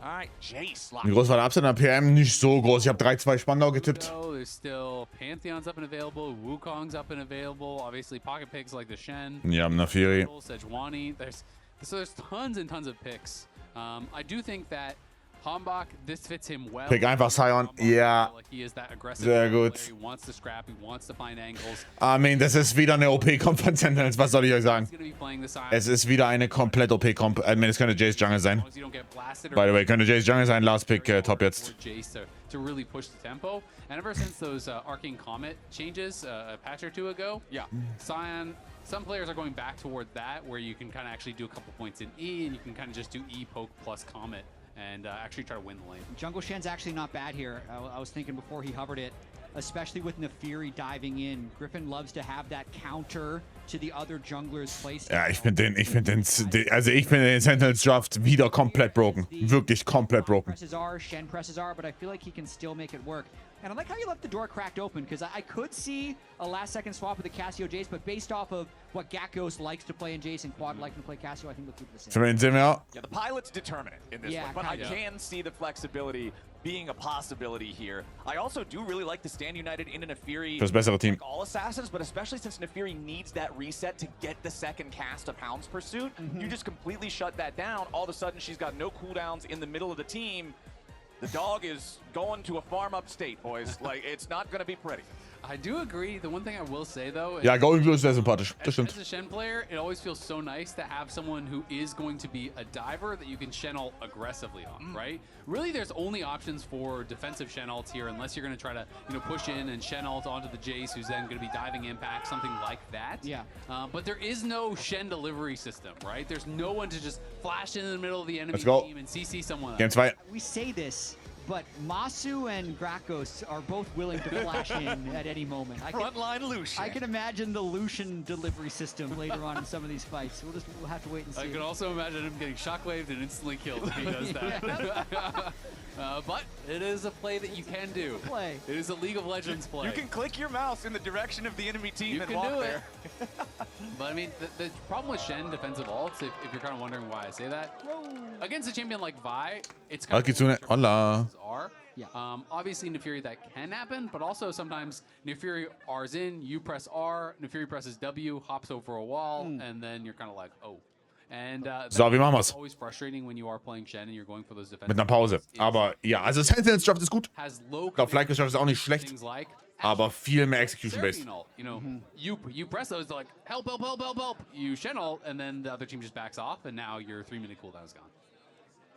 Cooldown is definitely something that falls into the category of the early ultis, things like Karthus, things like Nocturne, that whenever I see you on this pick, that first ulti has to be effective because it just feels like you lose so much of your presence and your tempo if it's a nothing burger, like you're saying. So quick update. Headset issue. Griffin was saying he thinks his mic wasn't working as well, so that's why they're changing the headsets, and hopefully, just the swap of headsets will fix that, no problem.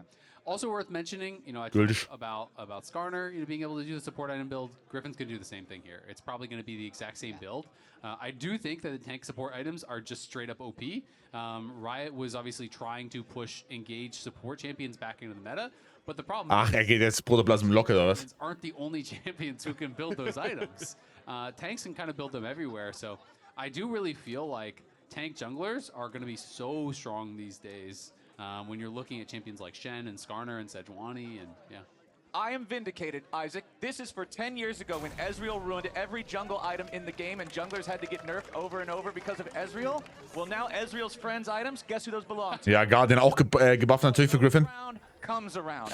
Gameplan normalerweise von Shen Jungle ist halt ganz klassisch, ganz klassisch Full Clear und mit Level 6 Impact haben. Okay. I feel like Masu's still the beneficiary of this. Well, as we're discussing who benefits from what item, we've got Emily standing by for an interview with Coach Golden Glue. We already had a sharp oh no from you. I guess as we look through the level 1, see if anything develops, talk to me a little bit about this draft and how you kind of want it to play out early. I think this game, we kind of have a really just standard team fight. Yeah. We've got a tank top, we've got Ashe, Seraphine, Orianna, and Engage. So I think both games, I feel like they're trying to run a little bit like higher execution comps, where they had like the S Karma, and we're kind of just playing more of the Engage, I would say. So it should be interesting to see how this one goes out. I think this game should be a bit more like, oh, we're fighting. We're fighting. Uh-oh, this doesn't look too great for us. Das ist so geil. He did live though. Yeah, it's not the worst. It's not the worst. Really quick, I guess. Coach interview into bot and intet. Close, and you kind of broke it down already. Where like I feel like Sentinels overall does go for these more like straight up team fighting compositions. What did you say to the guys going into game 2? I mean, I think that last game we just kind of looked over the team fights, because I think that's what it kind of came down to. Ja, W-Lucian mit also W-Level 1 Lucian mit Milio. The early game Crazy. Lane, and that we Super crazy. needed to focus the same target together. I think that one dragon fight, like we had to protect our Jhin, and Jhin needs to like flash out. So there's like pretty simple errors I felt like we made last game, and I think this game the team fight should be like a little bit more straightforward for us. Okay, awesome. Thank you so much for your time, Grayson, and we'll toss it back to Cass. I like how he said the words, it's not the worst, but Yeah. you didn't believe him as he said it. Yeah. It was the tone. It could have been worse. It's still really bad. As Rahel has So. 3 CS, 2 minutes and Noch nie so gesehen, ja. W-Hits plus Milio Buffs ab. Well, at least he's got Ist sehr gefährlich, Level 1. Super, super scary. a little bit of who he's going to step forward and posture as aggressively as you can on. Problem ist auch, du hast den Übersetzer auf einem Range Support. Zumindest sehr gut. His jungler nearby. If their opponents do try to overcommit, maybe Hambach could show up for a punish. Genie, Dankeschön für den Raid. In game 1, but it doesn't. Hattest du einen tollen Stream? Masu and Cryogen just making sure they keep the pedal to the metal here with the Lucian melee. Hattest du einen tollen Stream? Und guten Abend. Hier gibt es keine Solo-Queue mehr. Wir spielen nicht mehr. Wir schauen die amerikanische Liga mit FlyQuest gegen Sentinels. Halt die Fresse, Gunnar. Ich hab dich auch sehr gern. Dankeschön. Nicely done. Yeah, that is really nice. Oh, Rahel in trouble. Yeah, Rahel has to try to. Oh mein Gott, wie reinkocht. That's first blood. Oh, here comes Masu and Griffin. Cryogen in the 2v2, and Griffin says, "Why not make it a combo plate?" Masu just takes a turret shot. Who he does get away for now, but man, bot lane is a disaster early for Sentinels. Yeah, Wir haben ein Riesenproblem. Too, except Griffin had no Shadow Dash, so he had no taunt. He had already used that on his way down towards bot lane. So if the last one wasn't the worst, this one is. They picked this into the Also, Helio, and Masu and Cryogen slamming them. Die Comp ist sehr OP von Sentinels. Ja, aber Execution problematisch. I really love that. As the wave is pushing out here, you know, Rahel and Hui are close to their tower, but Masu and Cryogen just show up behind them. And Rahel, even with the flash, dies here. That is tough. Yeah, no barrier from the earlier trade, so they could play extra aggressive on him, and now just kind of keep the pressure up in all their lanes. The Casio isn't up in CS, but this is what you can do. Well, Bippo wurde nicht verlängert bei FlyQuest. Start all inning that Orianna because you have more sustained damage. And I think one of the fun things about this series Ja, is that's that it. we have the Und wurde youngest team in gefind, Tier 1 I versus guess. the youngest team in Tier 1. Yeah. Out of all of the teams in the world in Tier 1, Komisch. this is the youngest team, FlyQuest, versus the oldest team on Sentinels. And Rahel taking some Wow. trades. Uh-oh. Yeah, the young guns are coming out. Bro, wie viel Damage macht dieser Lucian? Das ist nicht normal, by the way. Again. again, and Masu and Cry Was? are going to turn this into a seriously frustrating Danke fürs zweite Jahr, Paprika. Dankeschön. quickly. Wie viel Damage macht dieser Lucian? Wow. And Cryogen, they had so many of them in lock-in. I feel like it calmed down a little bit throughout Spring Split, but they're back at it for this game. I gotta say though, Rahel turned back into that. I think he was actually kind of out of the fight, and then he popped his barrier and just started the fight. Maybe he thought he wasn't gonna be able to get away anyway, but does end up just kind of continuing to scrap, and mid lane is getting beaten as well. This is looking tough. Und dir auch danke für den Prime. Dankeschön. But they do have really good scaling. They do have a good team fight, and they do have a simple composition. Milio, ich meine Milio, ja. Milio ist auch OP. FlyQuest bottom lane is off to a great start of this second game, and we have a clip of Griffin hyping up Cryogen with a motivational speech right before the game. Oh, Ruhe. I'm so anxious, bro. Like, I don't know what's going on. Bro, it makes sense you're anxious, bro. I know why you're anxious. It's playoffs. You've never been here before. But don't worry. The big G's, Masu and Quad, bro, we have been here before. We played against the greatest in the world. So when you're nervous, just look to your right and see the big G's on your team, and you don't have to feel nervous. It's like you look to your right and you see fakers on your team. Bro, just trust yourself. Bro, just trust yourself. So when you see, and you look to your right, you see Masu, Quad, Griffin, Gakus, bro, just know it's a free win, bro. I love how he's like, bro, you're nervous, but I'm on your team.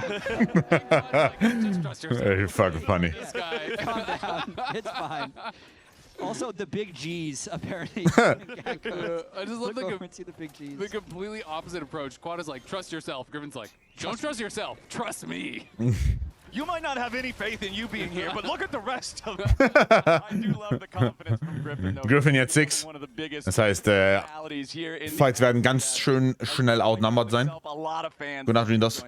Rightfully so. I mean, he's playing all kinds of cool picks. He's bringing out the Nax, he's bringing out the Shen, he's bringing out all kinds of different stuff, and he is hilarious. So definitely fun to see Griffin coming into the LCS and has been doing great, and now Shen is level 6, so any play that Sentinels want to go for, they have got to be careful. Schöne Sidesteps von Darkwings. To me, he just has unlimited energy. He's so outgoing, and it's also funny with what an aggressive player he is. He's the one that's playing all the support item junglers. Yeah. Right? He's just playing these supportive builds, but then still keeping the aggressive mindset. You gotta love it, as once again, that aggressive mindset showcases Animal. itself. Masu down here. 7 Stunden lang war er weg, was habe ich verpasst? G2 hat Prime League gewonnen. Navi ist aus Playoffs raus, Casey ist eine Runde weiter und FlyQuest hat Game 1 executed wie Götter. Und da kommt der Countergank und Hambak ist fucked. Yep, okay. Und sie execute auch in Game 2 besser. Tries to flash away, but it's Griffin with the shadow dash flash ready to follow and cuts him down. 3-0 game, FlyQuest. And that is exactly 3-0 oder was? to do on Jungle Shen. Und W hat gewonnen, ja. Und BLG hat verloren. And because they had the Horrible day. into Miasma, it buys them enough time to be able to chase down the counter kill. And I mean, this is just perfect. Griffin. Keine 80-Stunden-Schicht heute, früher Feierabend. Shockwave, as soon as you see that ult coming in, Sehr schön executed. Execution super. Wirklich super. Was hast du für einen Arbeitstag? And then Hambak just gets chased down, Shadow Dash Flash, hits him with the auto Von to bis. finish him off. Nice. Keine Arbeit. Good job. I mean, that is the Guardian proc, that is the Stand United shield, that is a lot of extra damage. Man sollte den WE also es kommt auf an, musst du halt einschätzen, ne? Kann man so nicht pauschalisieren. Da zum Beispiel auf jeden Fall. 300 about from the ultimate plus the Guardian. Oder zum Skillshots dodgen. As says he is once again flip-flopping. In other news, the sky is blue and the grass is green. He's hard to keep this guy on one track the whole time. Yeah, last week he did it too. Impact, point-blank range ulti here to just clear out the wave as much Jesus. as anything. Yeah, trying to catch Gakkos at the edge of turret range while he was poking, couldn't quite get it. Still, Impact's doing very well in that lane. BLG hat verloren, ja. Oh ja, und ich habe 90 LP gemacht. Or in this case, Super. slightly ahead of the Jace. It's a great time topside. Yeah, I mean, Impact did his job last game as well. It just Also no joke, what the fuck? To flash from the culling again. Every time we pan down Irgendwas stimmt hier nicht. bottom lane, it is just an exercise in frustration for the Sentinel duo. Could have been worse, could have died again. could have used barrier as You're well. You're really a silver lining guy here. It's I still can pretty appreciate bad. it. It's still a total disaster what's happening. This is not a silver lining. This is a bronze lining. Oh boy. Maybe even iron. I was gonna say any more of these 2v2 kills, it's gonna be an iron lining, brother. Times are tough down here in the bottom lane. At least I guess if you are looking for some good news down there for the center. Weil Lucian hat auch PTA gespielt, ja. First Strike spielt er nur mit Nami. 30 CS point. It hasn't continued getting worse. Yeah, perfect. Just where I want to be in this matchup. Yeah, it could be worse. It could be minus 40. I saw the matchup. I picked it in, and I'm only down 30 CS in 9 minutes. It's just time to run away top lane. I think if you're looking for good news in the bot lane, you look to a different lane. Well, unfortunately, Lane Gang von Hamburg. they also follow you. Problem ist, Cryogen Q cancelt halt easy die nach ihrer Ulti. To a little bit of extra cardio as Masu and Cryogen just continue what they've been doing. Essence Weaver full. Aber mit wie viel Tempo? Nee, du bist ja eher ein Spellcaster. Spellcaster spielst du in deiner Passive. Griffin spielst du gerne Jungle, Shen Jungle? Yes, sir. So when you're a jungle Shen, you really love it if your lanes are winning, which is what's happening. So that last Shen ultimate was used. His Shen ultimate's back up again. So if anyone gets aggressive on either Masu or Quad, Griffin's just going to press hard to try and be there, turn the tides, and let them keep their advantage. I mean, it is so nice, not only just having winning lanes, but being able to have someone who is a clear hyper carry at this point here on Masu is really, really going to make it easy for Griffin because it's just about protecting him. Yeah, absolutely is. Quad scaling up with his mana items as well. This opening to game 2 is an extension of the late game of game 1, where they were turning it around. FlyQuest has just really been playing clean since that moment, and Sentinel seems like they haven't really been able to recover as Griffin arrives. Yeah, Griffin's made his way down into the bottom lane here, finds the Shadow Dash through the Ey, dieser Damage, ich schwöre, das ist nicht normal. Also, er ist schon fertig, ja, aber das ist so crazy. And the timing there is perfect as well. Dragon is up right now. They kill Rahel. 3 deaths now on the Ashe, and likely a free Drake. Yeah, that is looking tough. No flash on the Ashe, and she doesn't have a dash. Yup. Her Ashe is Grash. So there's nothing left of that AD carry in the bottom lane. 0-3 and 0, 1,500 gold deficit. Let's check out what's going on in the top side. This is what they gotta do. Are trying to make the play here onto Gakko's. Griffin's still trying to finish up the Dragon, but does he want to use the Stand United to try to rescue his top laner? Gakko's going for the flash. Wurde gecancelt, ja, schön. Flash over the wall from Impact, so he doesn't trade 1 for 1. Schön. Stand United was used there. I think if Griffin was going to ult, he had to just accept that he wasn't going to kill the Dragon and had to ult early. I could tell he was hesitating because he was trying to finish the Dragon, then ult. But by the time you ult in a situation like that, he's always going to die through the shield. You have to ult super early and just try to be there to actually defend with the taunt. But remember, you can come watch C9 and Lion, who are already qualified. Ja, nächste Woche Sonntag wird ein geiler Tag. Arena on June 13th, Hallo, Ado. 14, 2-day and 1-day passes. Nächste Woche Sonntag wird ein geiler Tag. And maybe we'll see one of these teams there as well. Yeah, there is still one more team fighting for a spot in that weekend. C9 and Lion as 2 of the squads that got to come in the top 4 for the upper bracket and then won their openers. They've already earned 2 out of 3 of those spots, but the third still up for grabs amongst everyone else. Impact here, tanky on the Scion with the Unending Despair fully completed. Huhi and Rahel going to rotate back down to the bottom lane. Wherever Masu and Cryogen are not, that's where Huhi and Rahel want to be. And they have to. They have to just attack the Jace. It's kind of the only person they're able to send players at. He has no flash, but he's just going to be able to walk that one off. Yeah, they're going for the new age adage. If at first you succeed, try again. Do it again. do it one more time. Don't go to the other side, because that one ain't working. Impact there, just going to rotate back over towards the mid lane now. As we do have Quad versus Darkwings up here in the top side. We do have the Meinst du übernächste oder? Nächste Woche ist das 5. Excuse me, because of the 1 kill for Darkwings. Nee. Even though the farm dead Nächste Woche Sonntag ist der 7. between these two. Blackfire Torch, the first item for Darkwings, so a more aggressive option compared to what you would sometimes see with a Roa and Seraph's type of combo, which is what Quad is building towards on his Cassio. Yeah, and Quad just. Da haben wir morgens LPS/LCK, dann LEC Finals und dann 3.9k to dann LCS C9 gegen Lion. I will say though. Wen hast du vorne bei dem potenziellen Elimination Match? FlyQuest oder Team Liquid? Oh, ich glaube Team Liquid. Ich glaube Team Liquid ist an sich ein ganz geiles Matchup gegen FlyQuest. Wer spielt LEC Final? Boah, G2 gegen, mal sehen. Yeah, the thing is, if Impact's poor, that's okay. If Gakkos is poor, that's a lot less okay. So Sentinels are finding a way to try to make this game competitive. Clearly, the game is completely out of control. Masu's up 2K early. You're kind of expecting to lose it, but the only thing you can do is play the other side of the map, which they are doing effectively. And Gakkos has not been giving up some of these waves. He's trying to actually defend at the tower, and he's getting dove a couple times in a row now. And it's actually unironically been one of Sentinel's strengths is in games that feel hopeless, they'll continue to try and make plays. They'll make the game a little bit funny. And that's 2 successful plays on a Gakkos that at least keep them in it. Nicely done Wir morgen das LEC-Final? Nein. that gold lead within striking distance, but we do have the Rift Herald. Digga, was habe ich denn gerade gedacht? Du bist wirklich ein Chatbot. FlyQuest does have shove over both. Du bist ein gut programmierter Chatbot. Ich habe es vor keinen 3 Minuten gesagt. Du bist ein sehr, sehr gut programmierter Chatbot. Up there in the top side, as Masu and Cryogen confident in how far ahead of the rest of the game they are, moving into enemy brushes here, setting up around the vision. Who he walks in towards the brush immediately pops his defensive heal to get back away. Yeah, and I mean, you know, you're touching on it, but Sentinels has been good at actually coming back in some of these games. We even got comms from him, talking about, you know... Das LEC nicht durch MSI wurde doch entschieden? Nein, wurde es nicht. Nur G2 wurde bisher entschieden. Das war das erzählt noch. That's what it's going to come down to. And these are some Was about passiert? 2v2 devs. Repeatedly. Able to find and engage, find a play, find a way to come back here and pull... Jetzt Gakkos Quest Minute 15. Ja. See if they can do it here.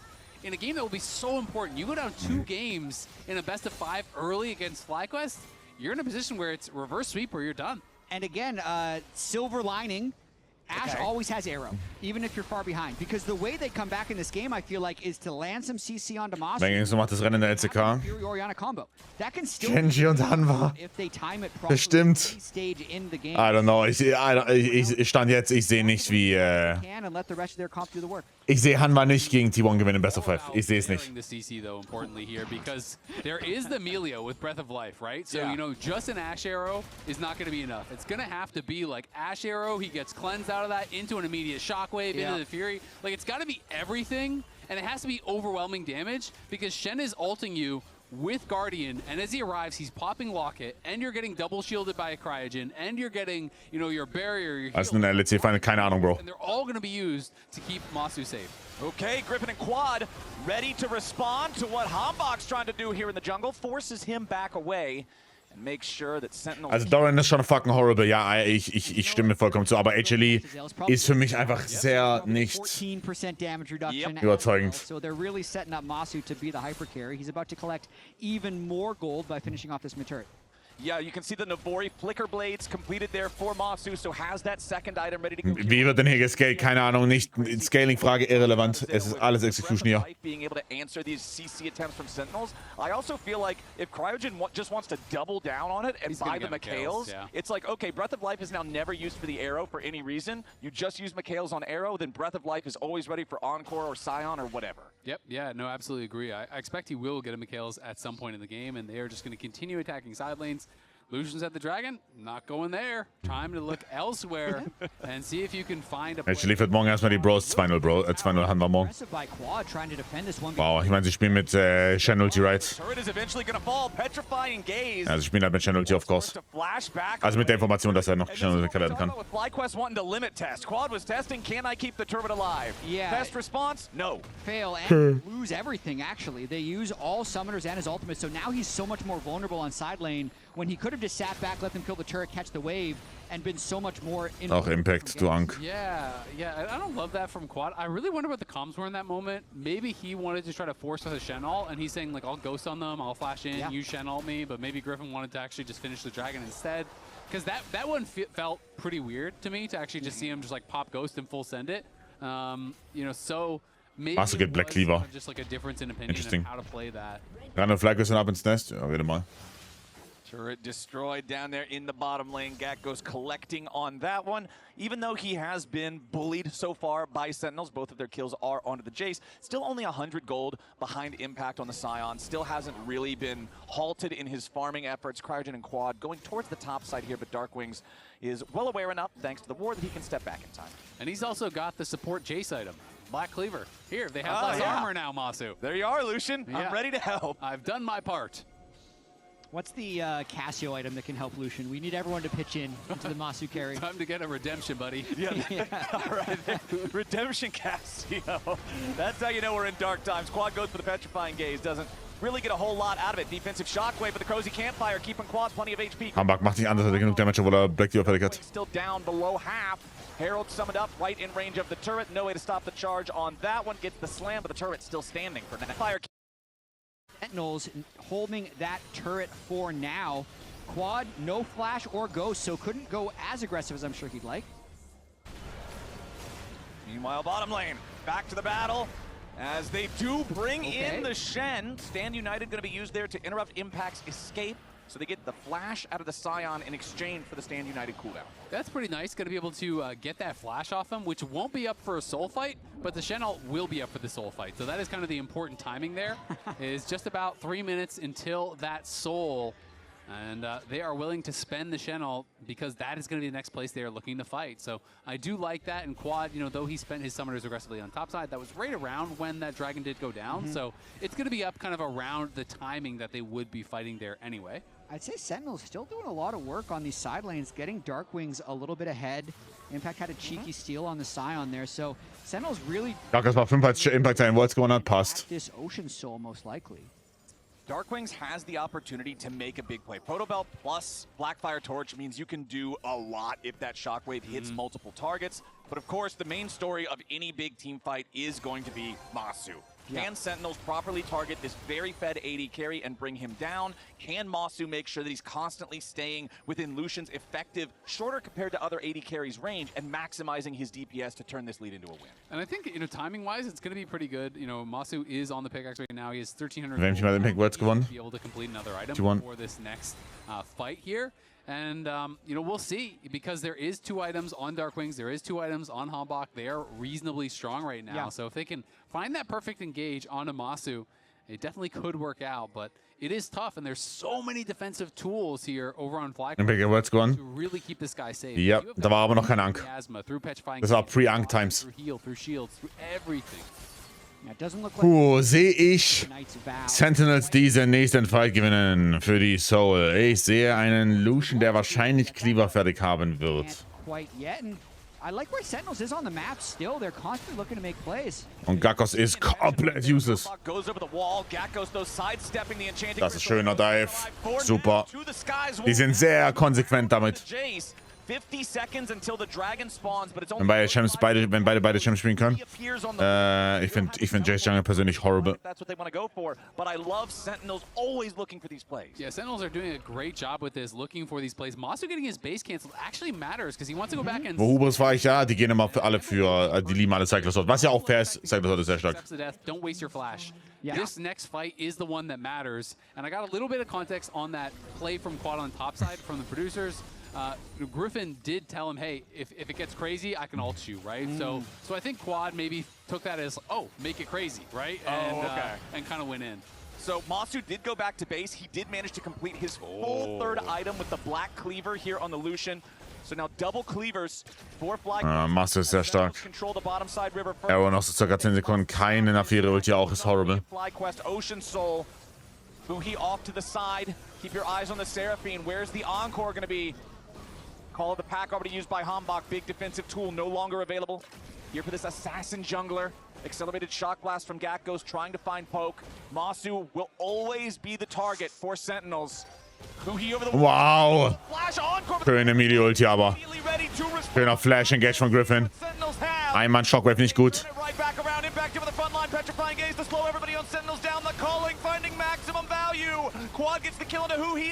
Und wir haben halt keine, er jetzt nach 4 Ulti ab. Ulti Reset. Taunt, super. Ja, Execution Base. Finds yet another one onto Rahel. Impact and Darkwing scrambling to get away, but they're running back towards the FlyQuest side of the map. Quad continuing to keep them here. Decimating Smash will not find anything else. FlyQuest head back over to the Ocean Drake pit. They will get 3 kills in exchange for only the 1 death on Gakkos, and they will claim the... Sehr gut Execution. Love watching these. Geile Ulti von Cryogen. Sehr, sehr, sehr geile Ulti von Cryogen. Right there, who he did land the flash ult, but that's when you see the Melio counter Sehr, sehr gut. giving him the cleanse, and then also the patience to sidestep the shockwave. And once those two engaged tools were down, that's when they flew in. Hey, they're waiting for their ult. Hitting now. I'll be. Seraphine flash. Look Seraphine.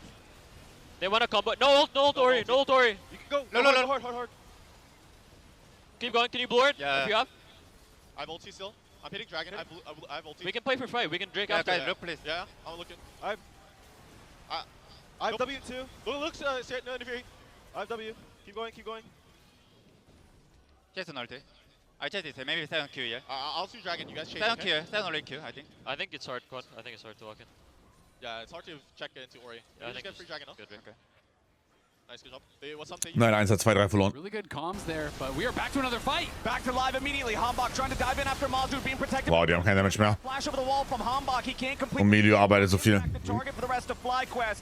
They Hallo, Revan. up as 5. Yes, Masu took a chunk of damage, but Sentinels just cannot find the kills onto this critical Lucian. And they have Ocean Soul, so they're saying, you want to reset? Guess what? We're going to do Baron. We're going to heal off this thing with the Ocean Soul, and they're going to try to force the issue. Ja, ist gut. Hambach still with most of his HP, but no ulti on the Nefiri. Masu Die können immer noch turnen, die haben keine Ulti ab. 75% impact on a face check the brush here. Cozy Campfire again back on Masu, making sure the Lucian stays healthy. Baron down to about half HP. Jetzt beides nicht mehr bei FlyQuest, jetzt beides bei Lion. Ready to try to steal if FlyQuest want a full. Und ja, ist immer noch der Goat. Masu here with the calling, putting a lot of damage into Darkwing, but the Orianna gets behind his Scion. Impact body blocking the rest of the ult damage there. Griffin looking, but still on top of the Baron for now. Impact in the middle of everybody, stuck on top of Miasma. He cannot get Finish nicht? Ah doch, oh mein Gott. Nein, jetzt ist cringe. Jetzt wird's cringe. Die sollten drüber gehen. Hambach sollte drüber gehen. Hambach sollte definitiv drüber gehen. Impact dead body is now out of the picture. Oh mein Gott, nein, die cringen so hart. Oh Gott. Oh großer Gott. Wow. Oh großer Gott.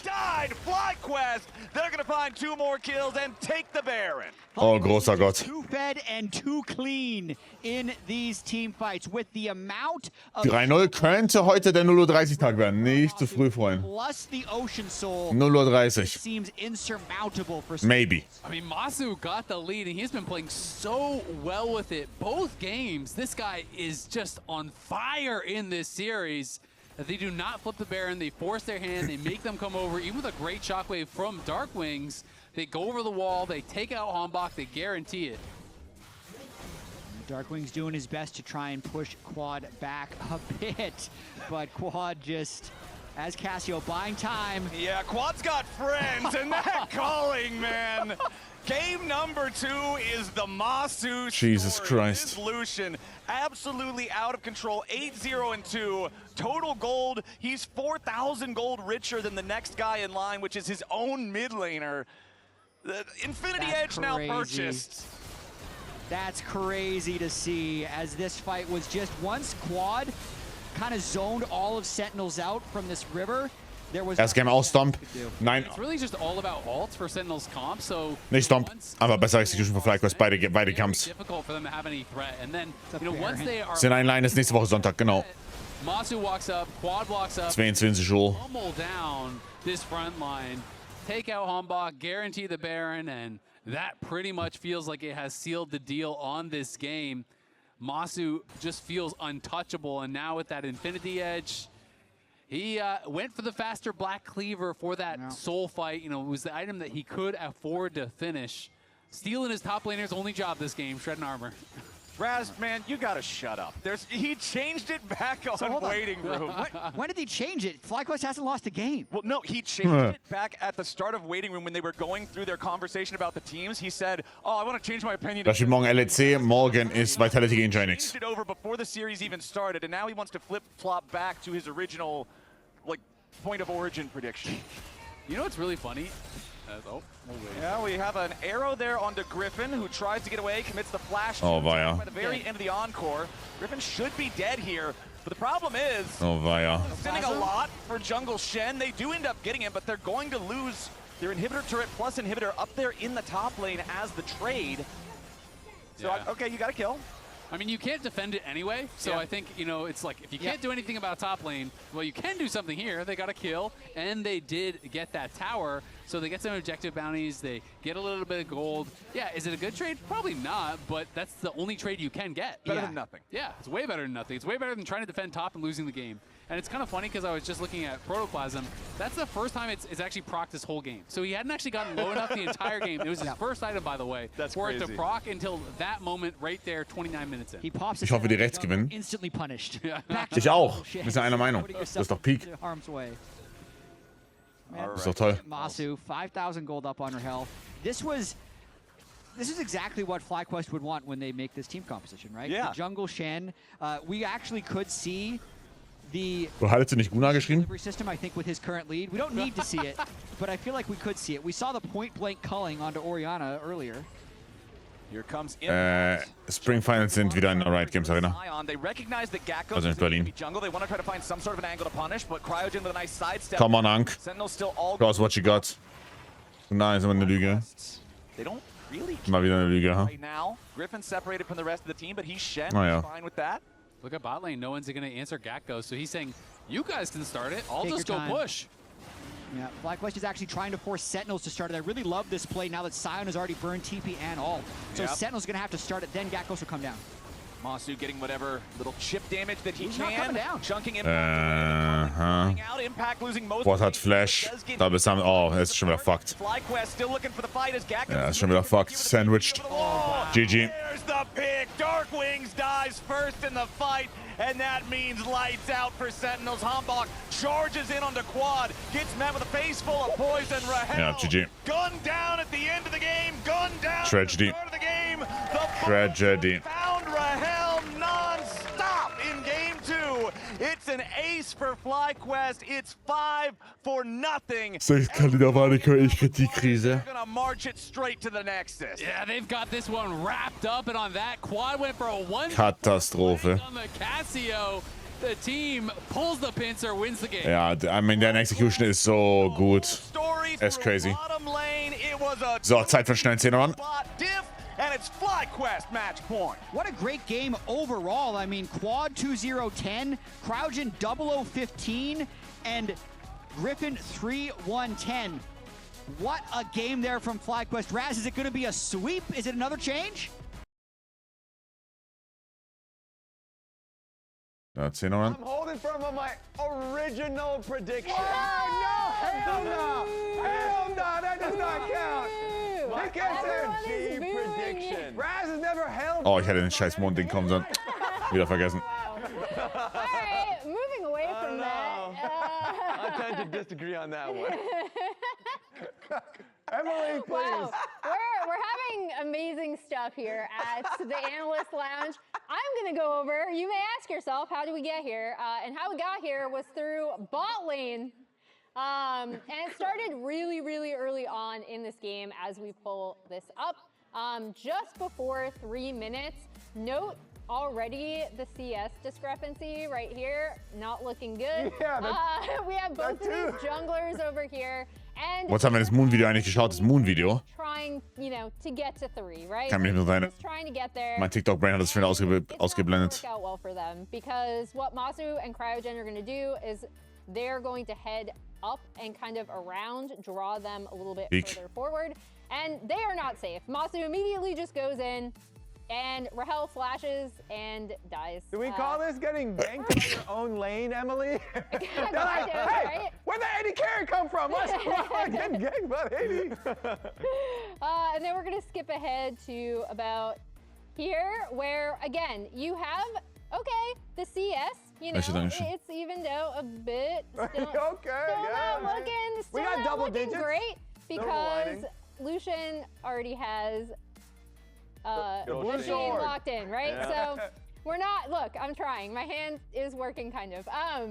So it's just so dangerous for them to move into this position, and they're going to get punished for it. This is such the like early Lucian Melio like coordination, right? Like look at how little damage Masu takes because he just gets healed back up. the Cozy Campfire, as we all know, procs Lucian passive really, really easily. And then for good measure, I'm just gonna go to this mid lane play right here, just because I really liked this Shen ult response. Here, we'll speed it up a bit to get there. They're like, okay, you know what, bot lane is cooked. Hanbok is gonna want to try to make a play onto quad. However, even though they have eyes, they're like, okay, Ori Shockwave lands, Nefiri goes in, guess what? It's Jungle Shen, and he's here, and Hanbok dies. And I just really liked how, again, how quick, they pointed out in cast, but how quick Griffin is to use his Shen ult in these kind of situations. But yeah, bot lane was great for Masu early on, not so great for Rahel. A full sweep in the prediction, or at least in the player of the games. Oh, I found this one in the back, of course. So we had to pull it out. It's just a player of the week statue that we have from one of Masu's, and yeah, you're getting this one afterwards. I mean, 10-0-5. It's just a clean sweep. Yeah, it's wow. And I'm sure even if we actually see the fan results, it's going to be even steeper than it was the previous game. Like, he is just taking over this entire series alone. I mean, the beginning of this game was just brutal. Watching the bot lane, every time they come back, they're just getting beat out of it. Can I have CS? No. No CS, getting killed over and over, and then for the rest of the game, you're like, all right, I guess we just run away from wherever on the map Masu goes. It's kind of egregious. This looks more even than I thought it would, because things were a lot closer in game one, right? Yeah, I mean, just like thinking about these 280 carries and what I expected coming into this series was like that Rahel was going to be able to match up, and a lot of the team fights would just be dominated by a lot of the scaling picks and options. I do think the draft played like a pretty big part in this. Like, they talked about how Lucian and Emilio was generally seen like as a preferable matchup into Seraphine and Ashe, and we didn't even get to that point because he got completely stumped in lane. And even just taking a look at top lane, Kobe, we're getting to see what we expected as well in the top lane. Yeah, exactly. We got Gakkos here sticking to his carries, the young guns, and Impact has been trying to do his team duty. Yeah. He's like, I'm playing the tanks. Can we win the team fights later, guys? The answer is we don't even get to later, because you know, Masu decides I'm just going to win this game super early. But also, it's really interesting. Part of Gakkos getting to just keep on playing, you know, carry top laners, I feel like it's really enabled by Griffin's love of tank junglers who build really cheap support items. Yeah. And he's been running through them. So I don't know if it's going to be. Ach, ich bin muted die ganze Zeit, lol. Ich war die ganze Zeit muted. Okay, ich hab einfach nur complaint darüber, wie fucking broken der Typ da gerade war. Wow. Ja, ich habe mich einfach nur beschwert. Nichts Neues, I know. Red Bull gives you wings. Wings.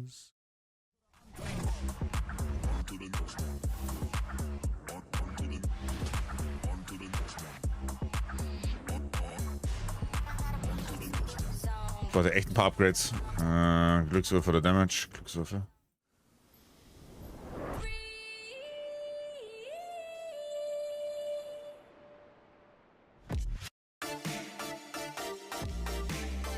Das will ich das? Ich meine, ich könnte einfach right. It ain't that deep.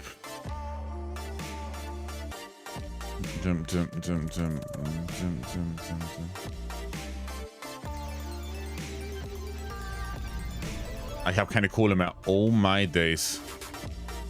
Ja, well, it is what it is.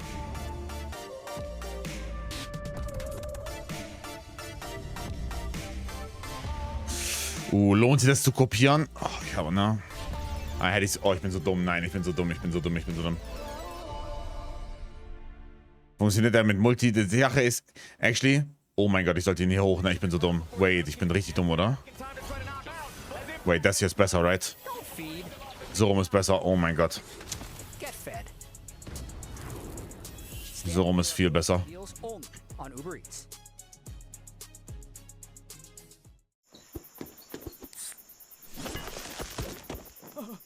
Red Bull gives you wings.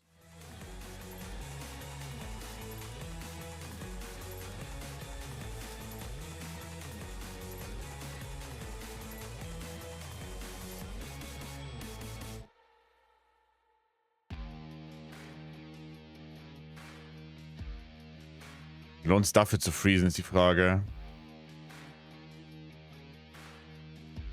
Ja.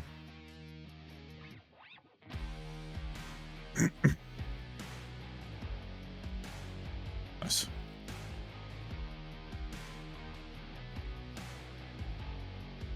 Okay.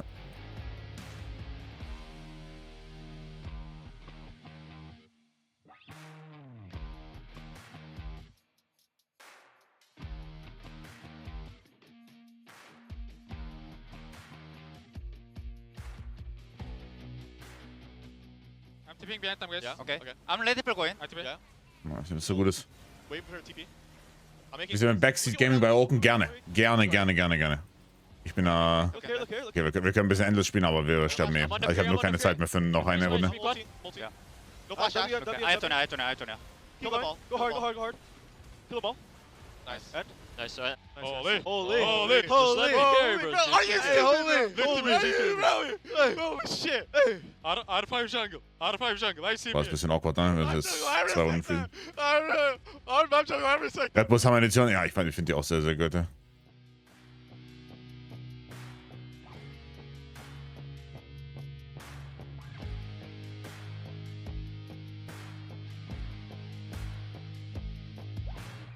So voll gepumpt mit ADS, ne? Das ist so geil. Vielleicht das Team hat so Spaß zum Zusehen. Oh mein Gott, ich bin gefistet. Well, it's fine. Welches Slime hast du? Dashi-Lime? Was ist Dashi-Lime?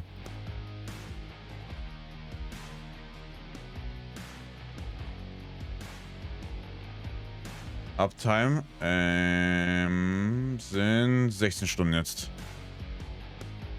Kein Fall.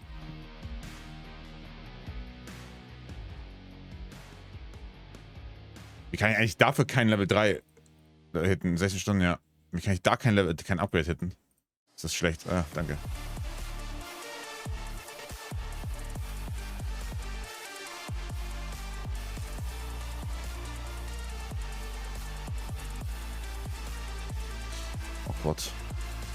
Awkward. Oh mein Gott. Ladies and gentlemen, welcome back to the LCS Spring Playoffs. It is our first week of elimination competition here in the Riot. And right now, FlyQuest is one game away. Hast genug gegessen, bin auf Diät. Yeah, it's kind of crazy. Aber ja. People were thinking this was going to be the Mir most geht's gut. competitive series this weekend, that this was going to be really close. A lot of pros I was talking to were even thinking, hey, Sentinels might actually be the favored team. But it is not looking that way so far. Emily promised us that this was her match of the week. Yeah, Emily. So if this is what we get, I don't even want to see what's going to happen tomorrow. You never know. But actually, I'm really excited still for the rest of this series because Sentinels has had FlyQuest's number this year. They've won 3 series, including line play. They've won all 3 of them, so they'd have a lot of confidence going into this series. Game 1 was very close, and then that game 2 does really boil down to. Okay, Gott, danke für den zweiten. Selbstständige hat sich das gerade gelohnt vom Geld her. Subscribe jetzt und dann eventuell. The series has boiled down to how well Masu is playing. You know, both Game 1 and Game 2. Game 1, there was a lot of pressure on him to have a very successful game on the Ezreal. You know, always shifting away from those Nautilus hooks, pumping out damage in the late game. And Game 2 was just a stomp from the word go here. He has been on fire. And honestly, he was on fire with 2 different, very different types of champions. With the Ezreal long-range poke versus the Lucian all-inning. And we heard it best from Golden Glue. Oh man, we're fighting. Oh, that's not good. Auf dem hier ist am besten, oder? Beginning of last game, and I feel like that just carried all the way through game number 2, as there was never a sufficient answer for Masu and Cryogen. Das hier ist auch Rob Moore, der ist immer da. Der ist legit Big Supporter. Boah, ich hätte sogar bis 23 geschafft, ich glaub's nicht. Das ist scheiße. Was hier? And the Caitlyn ban so important, making sure Masu is able to get lane priority. That's been the key in both games. The Ezreal Karma in game 1, as well as that Lucian Melio in game 2. Yeah, so they did drop the Varus ban, but FlyQuest is going to ban it. Jarvan is up, though, so that's going to be a first pick Jarvan, I think, for Sentinels for sure. So, Ey, an was ich hier einfach wieder sterbe teilweise, ne? drops these other bans, they're triple banning The fuck? You know, it usually is Griffin who's playing Abessa. Jarvan First Pick. Oh, die können weich spielen jetzt, theoretisch. And Nocturne has maintained Die können jetzt theoretisch weich spielen. list here, so curious to see where FlyQuest wants to go with their early picks. You know, are they just going to look for something for bot lane? Lulu could just be like a... Hey, guys. Hey, Jenkins! Sorry.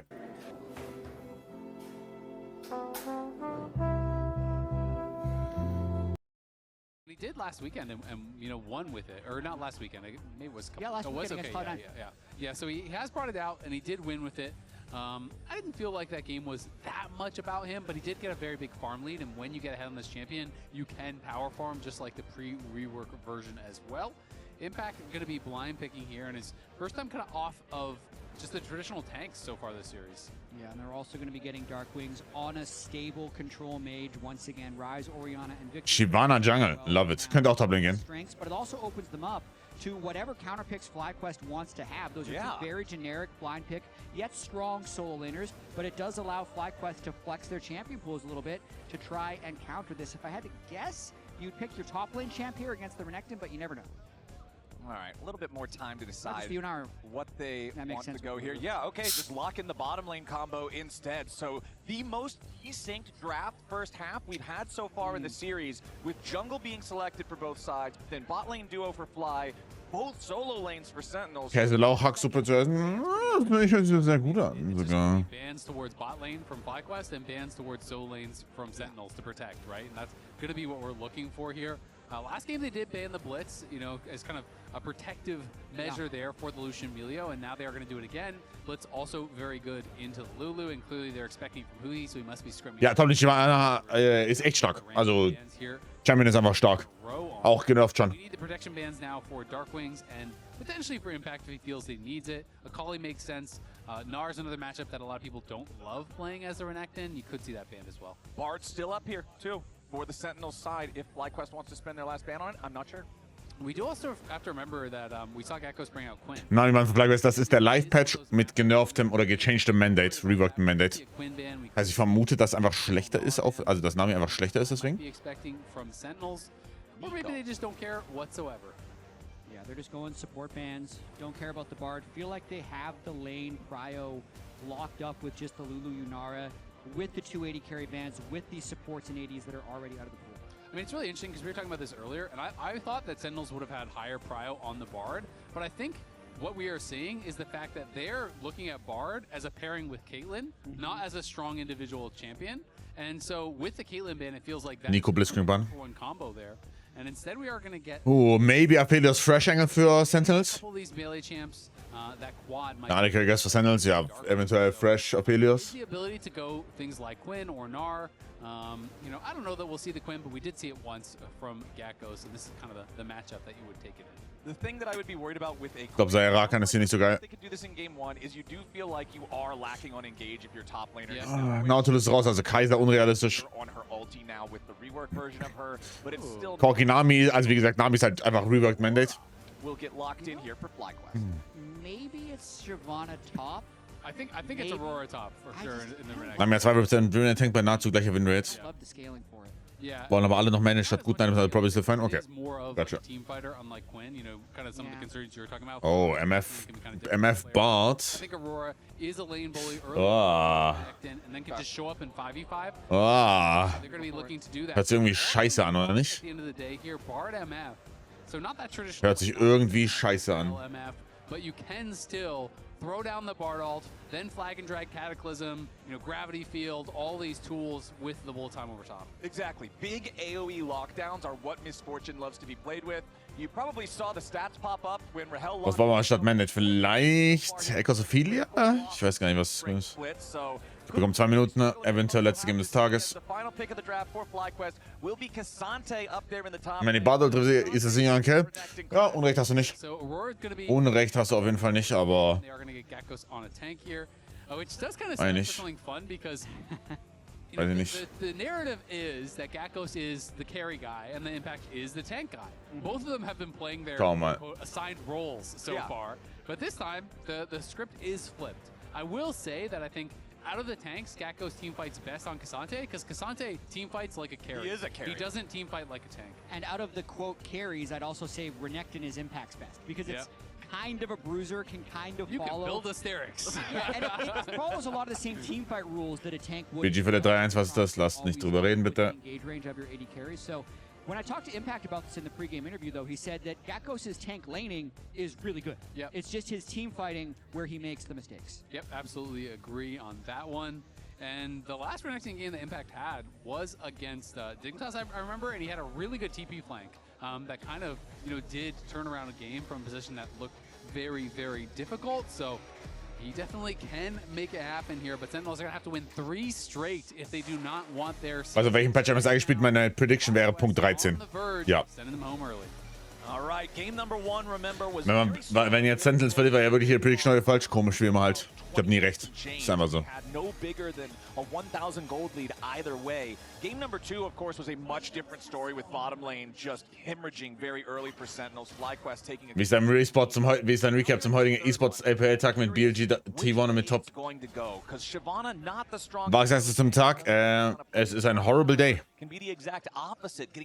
Ja, es war ein schrecklicher Tag. Was soll ich dir sagen? Also, ja, mehr kann ich dazu nicht sagen. Ich habe jedes Team, das ich gewinnen habe sehen wollen, hat verloren. Es ist over.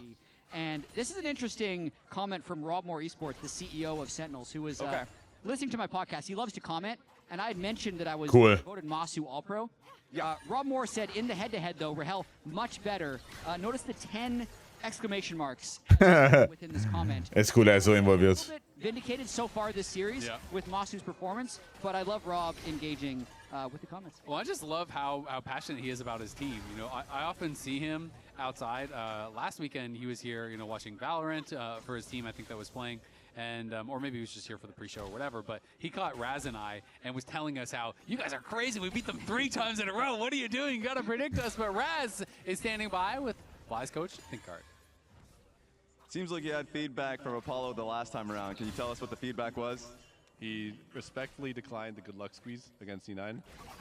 I said if I was going to have the option today, I was going to take it. So I got main feedback. I feel like you guys don't even in luck. Talk about the success that you guys have been having so far throughout this series. And even, I guess, a little bit of the trade that's happening here.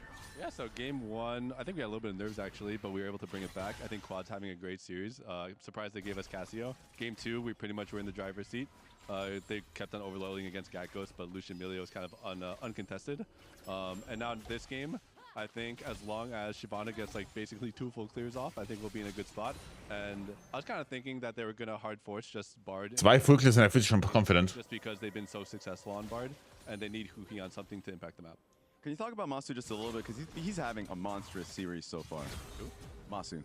Oh yeah, I mean, we've always known he's one of the best ADCs in the league, if not the best ADC in the league. They gave us Lucian. They played Ashe Seraphine into it, which is a pretty decent response, but clearly we're a little bit more polished in that 2v2 than they are, because they should Stefan, danke für den zweiten. They made a little bit of a mistake, and then the game kind of snowballed from there. So, I mean, Masu's just a great player. We all know that. And before we send it back to the casters, the word that you sent to your team just to close this one out, close this series out?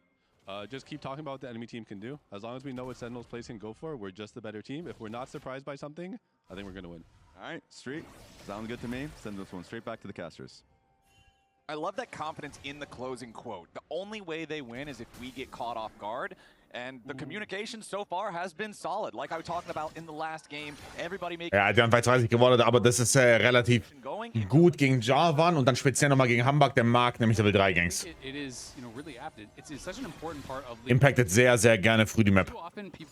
Also das ist sehr smart. Win conditions instead of their opponent's win conditions and thinking about what their opponent needs the game to look like to win. You have to think about that, take that into consideration, and that is especially true, I think, against a player like Huhi, who is always looking for these surprising angles. Also, he's taking a little damage down here, though, as he and Cryogen try to get this wave pushed in. The Cosmic Binding will not trap him against anything else, but Huhi is on one of his big picks here in Game 3. Yeah, and Huhi, the last time he played Bard, was just all over the map, so it's not necessarily about what he does in the laning phase, it's about what kind of chaos him and Hambach are going to be able to create on the map here with Bard and Jarvan trying to make plays, because Huhi's playmaking, I think, is just the best part of his game. Absolutely. Ist die erste Jingle Shyvana? Nein. He is all-pro worthy. Griffin hat sie vor 2 Wochen schon gespielt, 2 Wochen, 3 Wochen. So Pi mal I Daumen. feel like he has actually played very, very well for this team. for a team that wasn't, you know, a top couple position team. He was in there winning them a lot of games through great plays, through great map movement, through shot calling that we've gotten to hear time and time again in those comms listen-ins. And definitely think he is deserving of a lot of the credit he's been getting. Yeah, I had Vulcan first, Isles second, Huhi third in mind. So I definitely think he's contributed a lot to the games that Sentinels have triumphed in, and that Bard is going to give him the tools to do it here in this one. So we'll make sure that we always kind of keep track of where he's at. Right now, the bottom lane is going great for Huhi and Rahel, who already have a two-wave lead. Yeah, that's just what I was going to point out as well. So Rob Moore rejoicing currently for his Rahel versus Master. Scanning fand ich richtig. Ja, die Sache ist, es gibt so viele verschiedene Shyvana-Builds. Also auf Toplane sehen wir ja basically Full AP. Im Jungle sehen wir eher Triforce, Shojin-Builds in die Richtung. So nach Lucid. Also ich bin mir noch sehr unsicher, aber es fühlt, also der dritte Q-Proc war nicht so gut. Wenn du den durchbekommst, ist geil, wenn du nicht durchbekommst, fühlt sich sehr useless.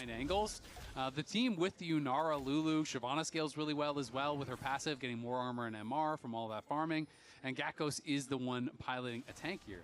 The second crab, level 6 to the jungler. Who gets it? All right, here's the battle. Hambach going to take the brunt of the Shyvana-verse here at the start. Quad's got to try to get away. He wants to go between worlds, bounces back to the other side as Rahel goes on a magical journey. Battle lines being restored here as FlyQuest try to get away. Sentinels, they drive him back for now. Yeah, that was a very close call for Quad. Ended up on the wrong side of the river, so going to lose a lot of tempo. And Hambach was able to secure that second crab. So a small win here for Sentinels. A small win, and Impact getting some nice wins up on that top side, playing it very well in the 1v1, has already taken a play, has already forced one base, and Gakkos is going to be taking another base here, so Impact can just hard shove this and will deny a couple minions, but of course the home guard change makes it pretty easy to get back and not have these be super punishing recalls. But Impact is up 400 gold for now, nearly 500. Though, of course, some of this will be recouped by Gakkos as he arrives back. Okay, Dragon finally going to be secured by Hambach there as Rahel steps up just to make sure of it. So a nice wieder. for Sentinels, just about 7 minutes on the clock. They've got Dragon number 1. They've got a 1,000 gold. Sache ist, in diesen 2v2-Skirmishes ist Shyvana jetzt sehr stark auf Level 6. With the biggest of those, of course, being in the top lane like we're talking about here for Impact's Renekton.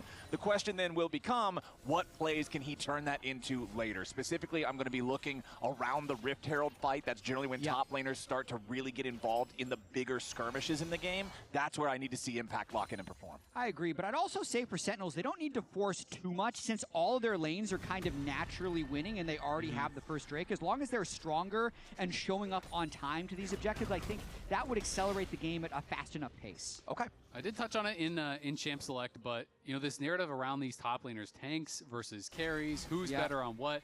This is the stats for the players going into the series. So these are the two players on carries. These are their stats. Gakkos obviously far superior statistically on the carries, and let's be honest, in the eye test. But the other half of the story is Impact. When he is playing tanks, he's the one that has been smurfing, and Gakkos has been the one struggling, in my view. And this game, it is them playing, you know, the champion that they're kind of less associated with. Until Cassante presses R, then things will get a little bit different. So that's what we've got to remember heading towards the bigger fights later on in the game as FlyQuest are crashing a large wave into the tier 1 turret here bottom side. Decent chunk. To walk out of the bullet time, has to use the ulti. Minus 1, hat sie bekommen. Hat plus 1 Gold bekommen vom Karl. That tempered fate, keep his flash intact, because Hambach was on the flank. Hambach is thinking of continuing this play and at least pushing Masu back to base after clearing the wards. So it's going to be a nice amount of gold lost for Masu there. So he continues to be an annoyance. That was actually so close. Hui came out of the brush right as that recall finished from Masu. If he got interrupted there, might have lost his flash, might have even lost his life. But at the end of the day, he does just go back to base, doesn't spend any summoners, but it is going to make it more difficult for Hui as that portal fails. The Kanmei step with the ultimate is going to be able to actually dodge out, as we saw there, but also Quad is pretty mobile as well, right? So these are not slow carries. It's not like you're trying to ult an Ashe and a Victor. You're trying to catch an Aurora and a Unara, who are going to be more difficult to actually lock down with that Bard ultimate. 2,5 minutes till our next Drake. Still a long way away. Wie viel Stacks hatte Shyvana? Das ist eine verdammt gute Wampe, das ist nicht angezeigt. Das ist eine gute Frage. By Griffin. So not really anything to fight over right now. Feels like we'll probably have a pretty calm lane state overall. Everything just kind of going according to plan. Wahrscheinlich so um die 25 rum. 25 rum, ja. Müsste sein. 30 vielleicht. Farming up until the time he gets the Trinity Force, trying to make sure he's keeping his camps up, has done a few nice counter jungles of the Raptors, was able to keep farming even. Ich sag's euch, sobald sie Shyvana Bild At zeigen. least no one on FlyQuest has been dove by Hombox Jarvan yet. So in a sense, both these teams are kind of comfortable in the state of the game because there's the lead that Sentinel should have, but FlyQuest also want this game to go long. Yeah, ult for ult here in mid between worlds traded. Was machen die Stacks? Pro Stack bekommt Shyvana 0,3 Armor und MA. Stacks bekommt man durch das Last-Hitten von Camps, Champions oder Neutral Objectives oder keine Minions.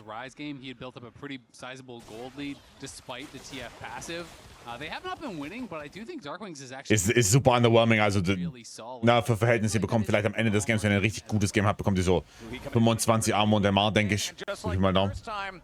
It's the transcended Conmei's step from Masu, keeping his distance while also keeping his flash.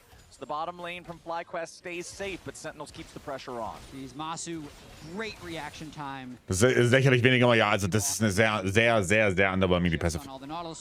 Das geht. 10-0 on Lucian and now game 3. Even though the laning phase is much more difficult, he's been very good at dodging these ganks without having to burn flash. Don't forget, it's only a couple weeks away now. Spring Finals going to the Mullet Arena in Tempe, Arizona. I mean, ja, wäre halt trotzdem geiler, wenn die Passive jetzt auch noch irgendwie mit dem Kit interagieren würde, richtig? Spielt die Sonne, also die Passive halt da ist. There's still one more spot up for grabs. That's what everybody in the lower bracket is trying to fight their way to. Immer noch kein Triforce, aber müsste es haben. Also Griffin kann jetzt basen, hat's dann. Only one of the four will be able to actually get to the finals and keep their hopes of an MSI berth and an LCS championship alive. So it's going to be pretty exciting. Yeah, it's always so crazy. As much as you're liking having a lower bracket, they're not instantly eliminated. It just makes it so hard. Like so stressful. C9 line when one. Bisschen mit Belveth Passive, aber Belveth Passive ist deutlich besser. Belveth Passive ist deutlich besser. Yeah, basically at the end of the day, if you drop the lower bracket and you're in the first round, you have to win 2 back-to-back series. Alleine, also Belveth Passive allein, also ja, sie hat eine Stacker Passive, aber ihre Passive gibt dir ja auch Ghosted Effekte. Das heißt, wenn du die Stackies hast, kannst du ja durch Minions laufen. Und sie attackt schneller, also ja, es gibt nicht nur Attack Speed, sondern die 2 Attacks sind auch noch schneller. Die Belveth Passive ist echt ziemlich gut. Die Belveth Passive ist echt ziemlich gut.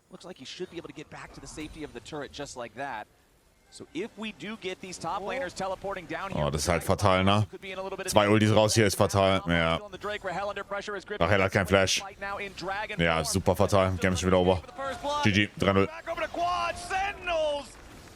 Ja, die werden komplett auseinander, also die werden komplett zerlegt.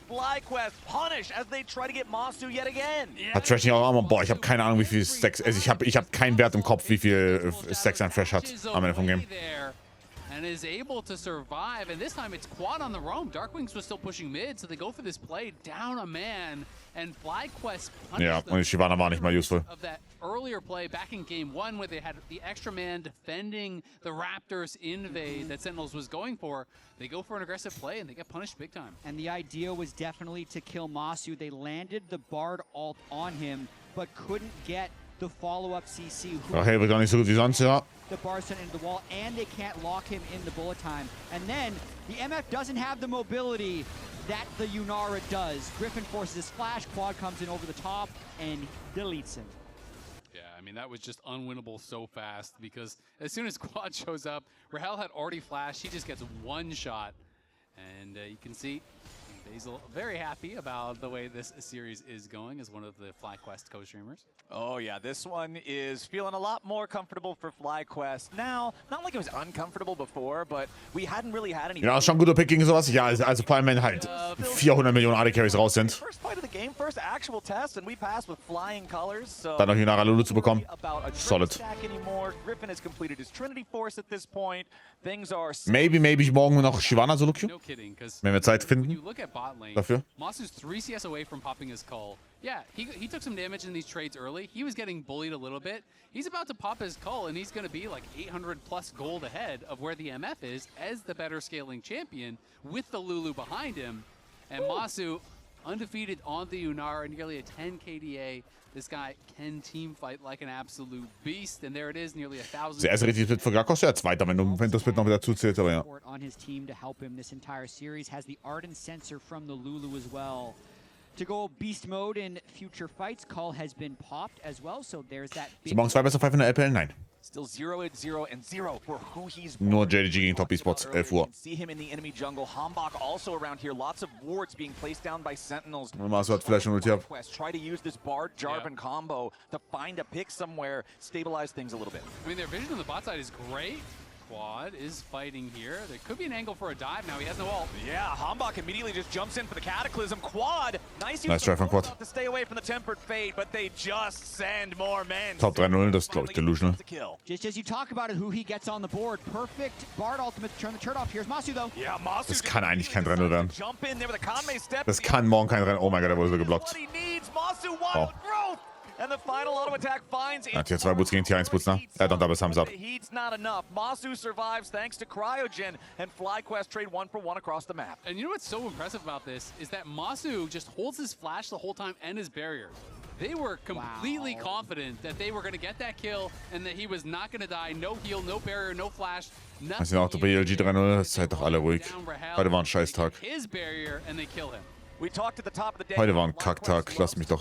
Testing their limits. After enough testing, you learn where those limits lie, and FlyQuest play around them beautifully. Masu's just in total flow state this series for sure, as who he using the Hex Gates as well, trying to be as present on the map as possible. And I mean, again, Darkwings is up gold. He's up nearly 1,000 gold himself, but it just hasn't been the story because despite the fact that he's been able to get leads. Der ist im Gym, ja, der wo sie immer als Ding verkleidet, als Hausmeister und so. Ja, ja. Feels like Masu is just performing so well in the 5v5s, and FlyQuest are playing so well around him to enable. Hat der BLG das irgendwelche Folgen? Nee, ich spiele Lower Bracket.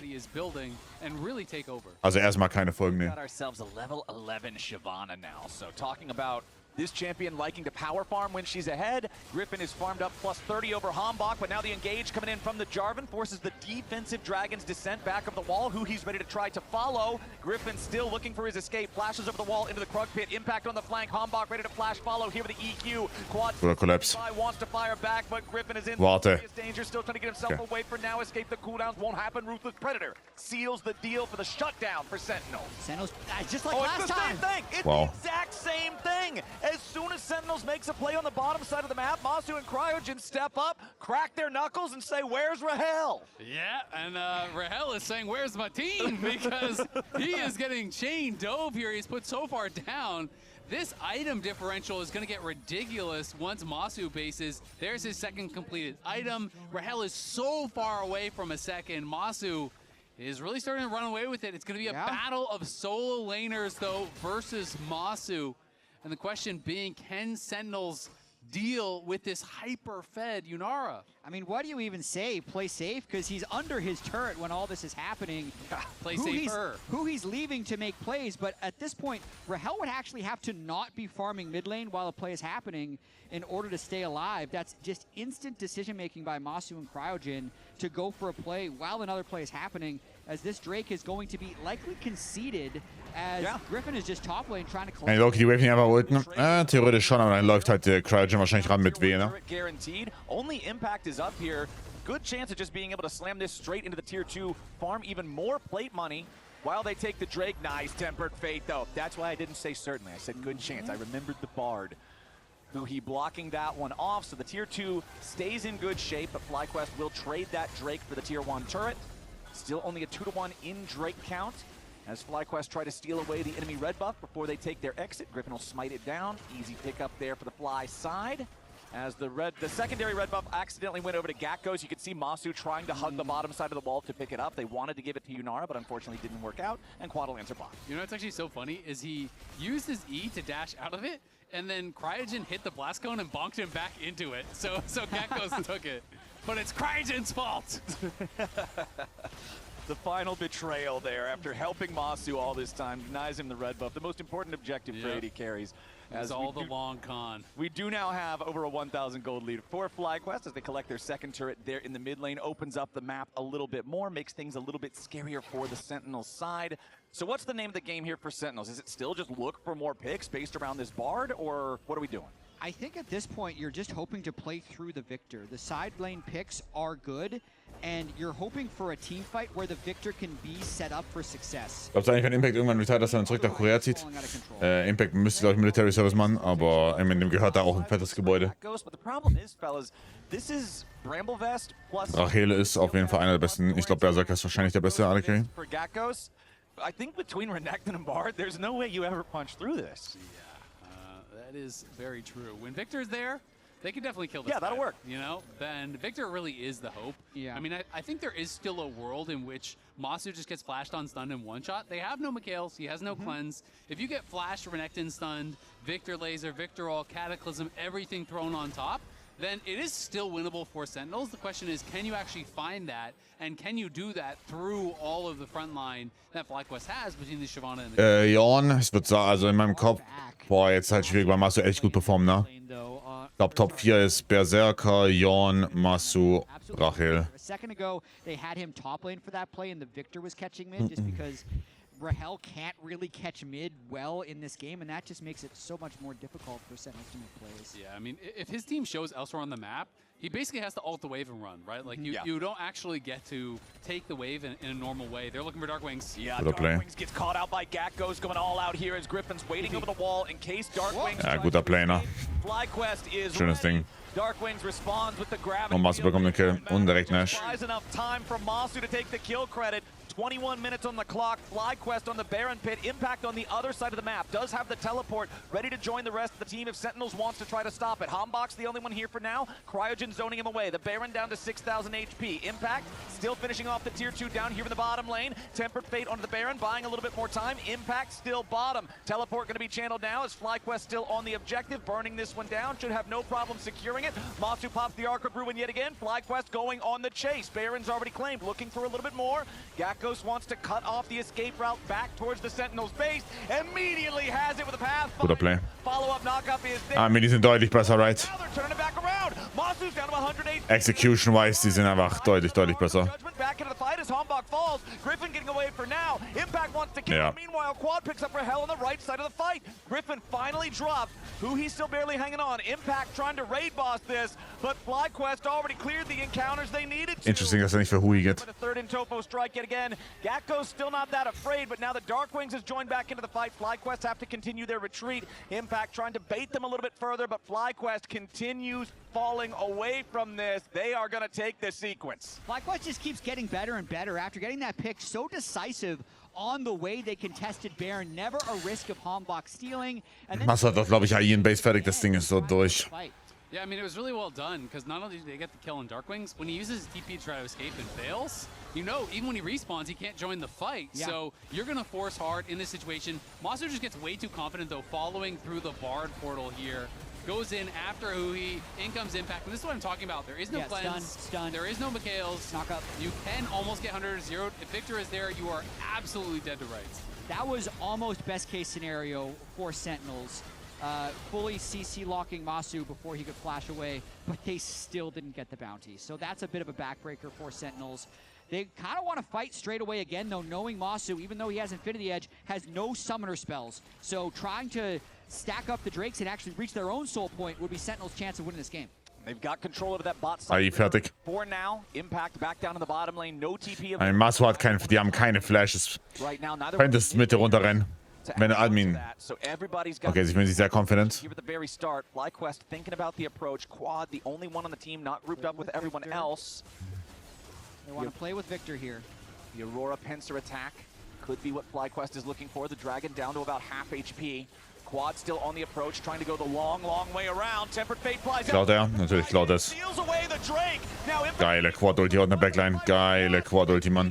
Finds the backline. Impact over the killing spree. Takes down Griffin. FlyQuest don't have the damage to kill anybody, but everyone on Sentinels is low. It's Griffin trading his life for a Dragon Steel. And that was really well timed there because he uses the Unstoppable from the... Was kommt nach AI? LDA? To immune the Bard ult there, flies in, is able to steal it away. But you can see it's... Vielleicht in diesem Game Bottom Runner. Ja, ich habe gedacht, Josh. Good job actually zoning them away. And then they try to go for the Bard ult to finish it, but look at the timing here from Griffin. Really well done. Beautifully done. As you see right there, goes Unstoppable, so the Bard ult will not hit him. And then gets the Flea. Obviously doesn't stop Smite, so just presses it faster at 1200. And a nice flank on the backside here from Quad. Nearly one-shotting Rahel, but that channel does go through, and then everyone can kind of take the Bard portal or dash into safety. Meanwhile, back live, it's Quad under pressure. Hambach going for the Cataclysm. He's got the firepower from Darkwings right behind him, and that Sentinels finding themselves a pick. Nicely done there by Sentinels, just constantly staying active. Despite the difficult situations in this game, they're always looking for picks, whether they're behind or not. They will keep fighting. And Darkwing still maintaining that gold lead. Impact has built up a pretty big one as well. Does go for the Shojin as his second item, so is going to be missing that big... Gibt es eine Welt, in der ich hier Jay kaufe als Masu? So he's kind of saying, hey, wenn du insecure bist, ja. Aber ich glaube, Cryogen rettet deinen Arsch. Ich finde es interessant, dass Cryogen nicht Mikaels gegangen ist, obwohl die halt Renekton vielleicht W theoretisch haben. There is still no way to cleanse CC. And FlyQuest may be down... Sorry, Sentinels may be down in the game. They may be down in the series. But you know they're going to continue to look for plays. We did pull this up in Game 2. This is really the last chance. You know, they haven't heard a bell. They need to reverse sweep FlyQuest to keep their split alive from this game state, being down in gold, even in Drakes, against a very head Yunara Lulu. Yeah, that's the game state that I'm worried about. I almost don't care about anything You land else. one good punch, though. Jetzt sagen wir eventuell, ja genau deswegen. Eventuell zu kritisieren, dass Cryogen keinen Mikaels hat. Mal sehen. Er hat wieder Flash up jetzt. Instantly killing someone at the start of the fight. We've seen Masu's killer instinct. You guys described it as a flow state earlier. I think that's exactly the right way to put it. He has really been on point so far in this series. 3-0-4 in this one. 100% kill participation, 0 deaths. As now back up here on the top side, Gakkos and Impact both have cleared the level 16 markers, so we have them fully powered up. Gakkos is even dipping into the jungle/support item pool, buying the Zeke's. Ja, Zeke's ist sehr geil. This cheap stuff is the good stuff. It's going to be meta. I really think all the tanks are going to start just spamming these items. They're way too powerful, way too effective, I feel like, at this price point. Yeah, you can see also the change here. Even if he ults early, it's only going to trigger when an enemy is in range, which, you know... Also bei Kassan ist es kein Ding, ja genau. Aber ja. Bei Kassan war es ja davor schon Meta. It's more for like Rakan, where you pop R you know, early and then run in Nautilus, champions like that as well. So it is a nice little change there, but these items are just so efficient and so cheap, and is going to allow him to have that ultimate up, you know, that much more often. And I feel like, again, from this game state, you're just peeling for your carry, right? So if Impact goes in onto Masu, you just sit there, you ultim away, Pathmaker away, whatever you've got, you're just using it to push them off of your carry because Impact is not tanky. FlyQuest trying to reestablish solid control over the top. Nein, sie können starten und spawn, right? Mal sehen, Quad-Position kann hier wieder richtig geil sein. Masu and Gakkos are here. They knock out the wards to make sure there's no easy TP angle for Sentinels, and FlyQuest started up. They kill it really fast, and if Sentinels doesn't approach in order, they might end up dying. Okay, they peel off. Okay, they see that they get the teleport coming in from Darkwing, so that's already a win.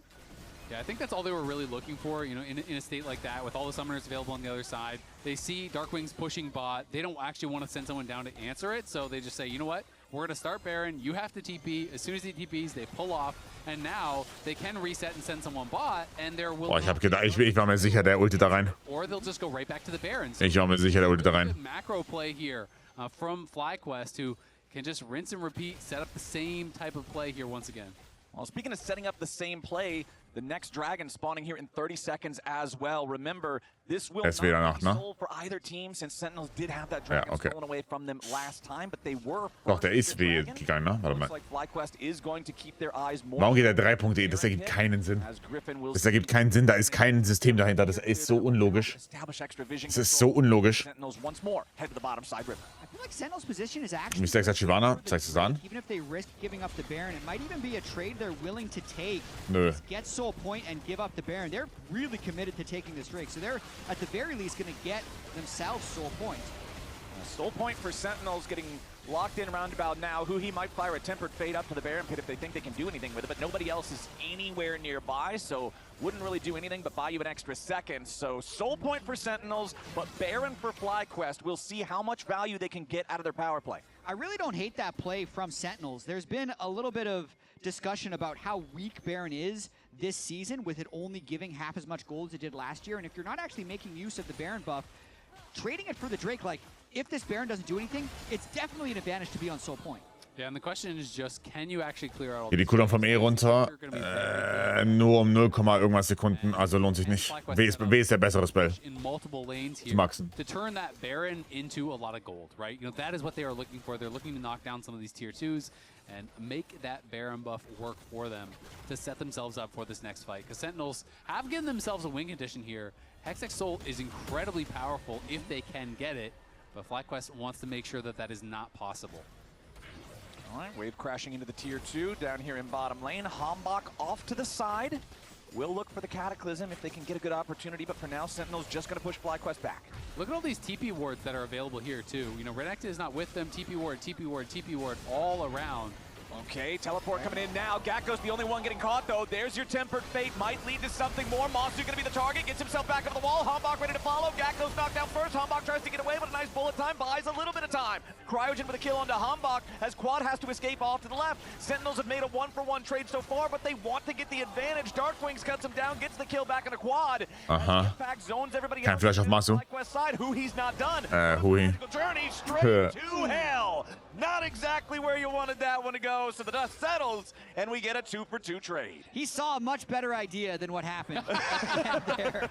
But the original look was good for Sentinels, being able to burst down Gakkos' Cassante so fast, and then also getting both summoner spells out of the Yunara once again. So Masu, a big target that Sentinels is doing a pretty good job of not having big impact in the fights. Yeah, they're doing a really, really good job here. So they're focusing down Gakkos. They do hold him there in place. This flash forward from Huhi gets the stun on Masu, then hits the ult on him, allows everyone to close the gap. So when he goes back for that dash out, Hambach still has the EQ, then Impact flashes in, throws down his stun. Did the stun not connect on Masu there? I didn't actually. I think he hit Gakkos. That's what I think too. I think he was actually trying to click on Masu, and if he does, I think Masu does. Das war eine Shitshot. Übelste Shitshot. But the flash misclick there from Impact really. Impact ist halt ein Ank. Right? Also Impact ist am Ende, das war ein schöner Sidestep von Masu, aber Impact ist ein Ank am Ende des Tages. You know, in there. He did. Not much you can do. It's a tough misclick, though, for sure, because I feel like they would have had Masu there, and it's hard to know how much more you get after that if you kill Masu. Der teure Korea, den kann keiner wegnehmen, das stimmt. Possibly could with the flash. Den kann ihn keiner wegnehmen.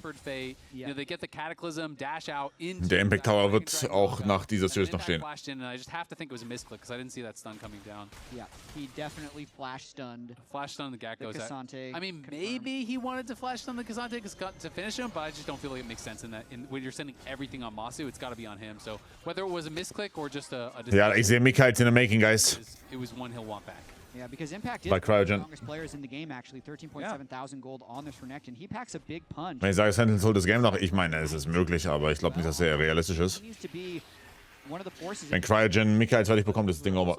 We got to see, you know, why people are scared of Huhi Bard. That setup, yes, the end of the play was funny, but he is undefeated on this pick and has been very good at finding these plays. You know, that flash stunt into the Tempered Fate gave them an opportunity to kill Masu.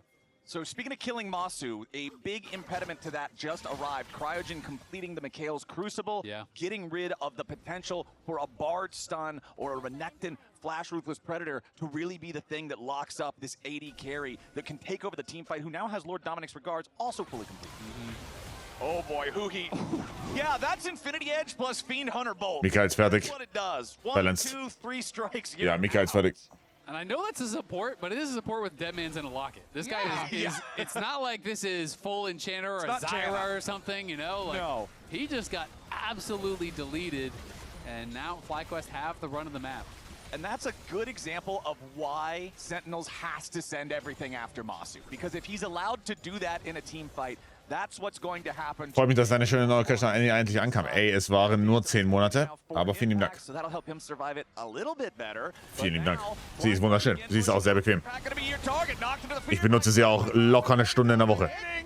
It's been so close for so long, and now FlyQuest have found their moment, and they're forcing themselves all the way forward into the enemy base. Sentinel scrambling to try to defend as Griffin goes too far forward, might just get punished here. Another turret shot finds him, but not quite enough to kill. Laser fires through. Gakkos could potentially get caught here in the gravity field. Buffers through it there with the Pathmaker. Cryogen right behind his top laner, making sure that he stays alive. Quad fires back with a twofold Hex to create some space. FlyQuest now up 7,000 gold as the Dragon. Besser einen Coach haben und nicht nutzen, als einen Coach zu brauchen und nicht zu nutzen. Ja, Rede. On the edge. The one pick for Huhi is a nice start, and then they full send a top lane, nearly going too far, but backing away and securing their own soul point before anyone dies. Darkwings really saved that though, because that was danke für den Raid. it actually could have been the potential end of the game. And Darkwings is able to get so much damage down on Masu, who was locked in that Cataclysm, that Masu almost died. Purely to just that ticking ultimate from the Victor. So was able to push him back, keeps his team alive, but now that gets even harder as Shield Bow is completed. Yeah. And it's always demoralizing when you see the luxury items starting to come through in situations like this, where you know your only chance is killing Masu, and it's just getting harder and harder and harder. Man, just think about Wie hältst du die langen Streams aus? Autismus. Ezreal game to the Ich bin 100% so tief auf dem Spektrum. It's been like an hour of in-game time since he died. Darkwings just got popped. Masu jumps in again with the Fiend Hunter bolts, just mag dump onto the enemy mid Nichts gegen Autismus? Wie hast du das gerade als negative Sache aufgenommen? there to cut him off. So they take out the strongest player on the enemy team. FlyQuest now going after the Baron yet again. I mean, this is back-to-back games where Masu has over a 5,000 individual gold lead. That is second strongest player. crazy. Just a bot gap. It's just a crazy gap here from Masu is playing so well. Cryogen is playing incredibly well around him. The team is enabling him, but Masu, this is like a career series from him. He is looking. Weil ich selber habe so ein bisschen. Ja, und warum war das jetzt dann für dich negativ? Oder inwiefern habe ich das negativ gemeint? All of the practice they've been putting into that come to fruition in this series, as now with the Baron buff and a 45 for another 10 seconds, let's see how much they can get. This whole game for Sentinels has been about their two solo laners, and now with one of those solo laners still dead, FlyQuest are taking the opportunity to look for even more. Darkwings respawns, so Fly rotate things 12k schon, what the fuck? in mid lane where Quad had the wave pushed. They'll take that objective out. The inhibitor falls right after. That's 2 inhibs down now with the timers nearly perfectly synced up for the next 4.5 minutes plus. Sentinels map just got a whole lot scarier. Kann es sein, dass ich falsch wahrgenommen habe? Ja, sehr wahrscheinlich. Sehr wahrscheinlich, dass ich falsch wahrgenommen habe. Das war in keinster Weise negativ gemeint. Das war einfach nur ehrliche Aussage. In dem besten Fall gibt es fast keine 3-0-Sweeps, gibt es auch nicht. Es ist sehr schwierig, 3-0 zu sweepen. Vor allem, wenn die Teams eigentlich knapp beieinander sein sollten. Und vielleicht was die letzten 3 Series verloren hat gegen Sentinels. When you have 20,000 gold on your 80 carry and a Seeker's Arm Guard, if we're talking about luxury items. Also with luxury items, Griffin went ahead and just went 4th item Protoplasm Harness after buying Bruiser items the entire time so far, because he just wants to make sure that he's got the extra survivability for what's probably going to be the last. Finale rewatchable worthy, da kann man es lassen. Nee, ist rewatch worthy. Yep. I think Seeker is actually a really good buy for an 80 carry in a final fight situation. All right. Griffin muss sofort aufhören. Oh, der TP, oh mein Gott. Oh. GG. FlyQuest says, okay, you want Griffin, you can have him. We're going to take the next. GG. First turret's already down, second turret's going. Quad buy in a little bit of time. FlyQuest are just running straight for the enemy Nexus. Sentinels can't stop them. GG, well played. Und auf Wiedersehen, Sentinels.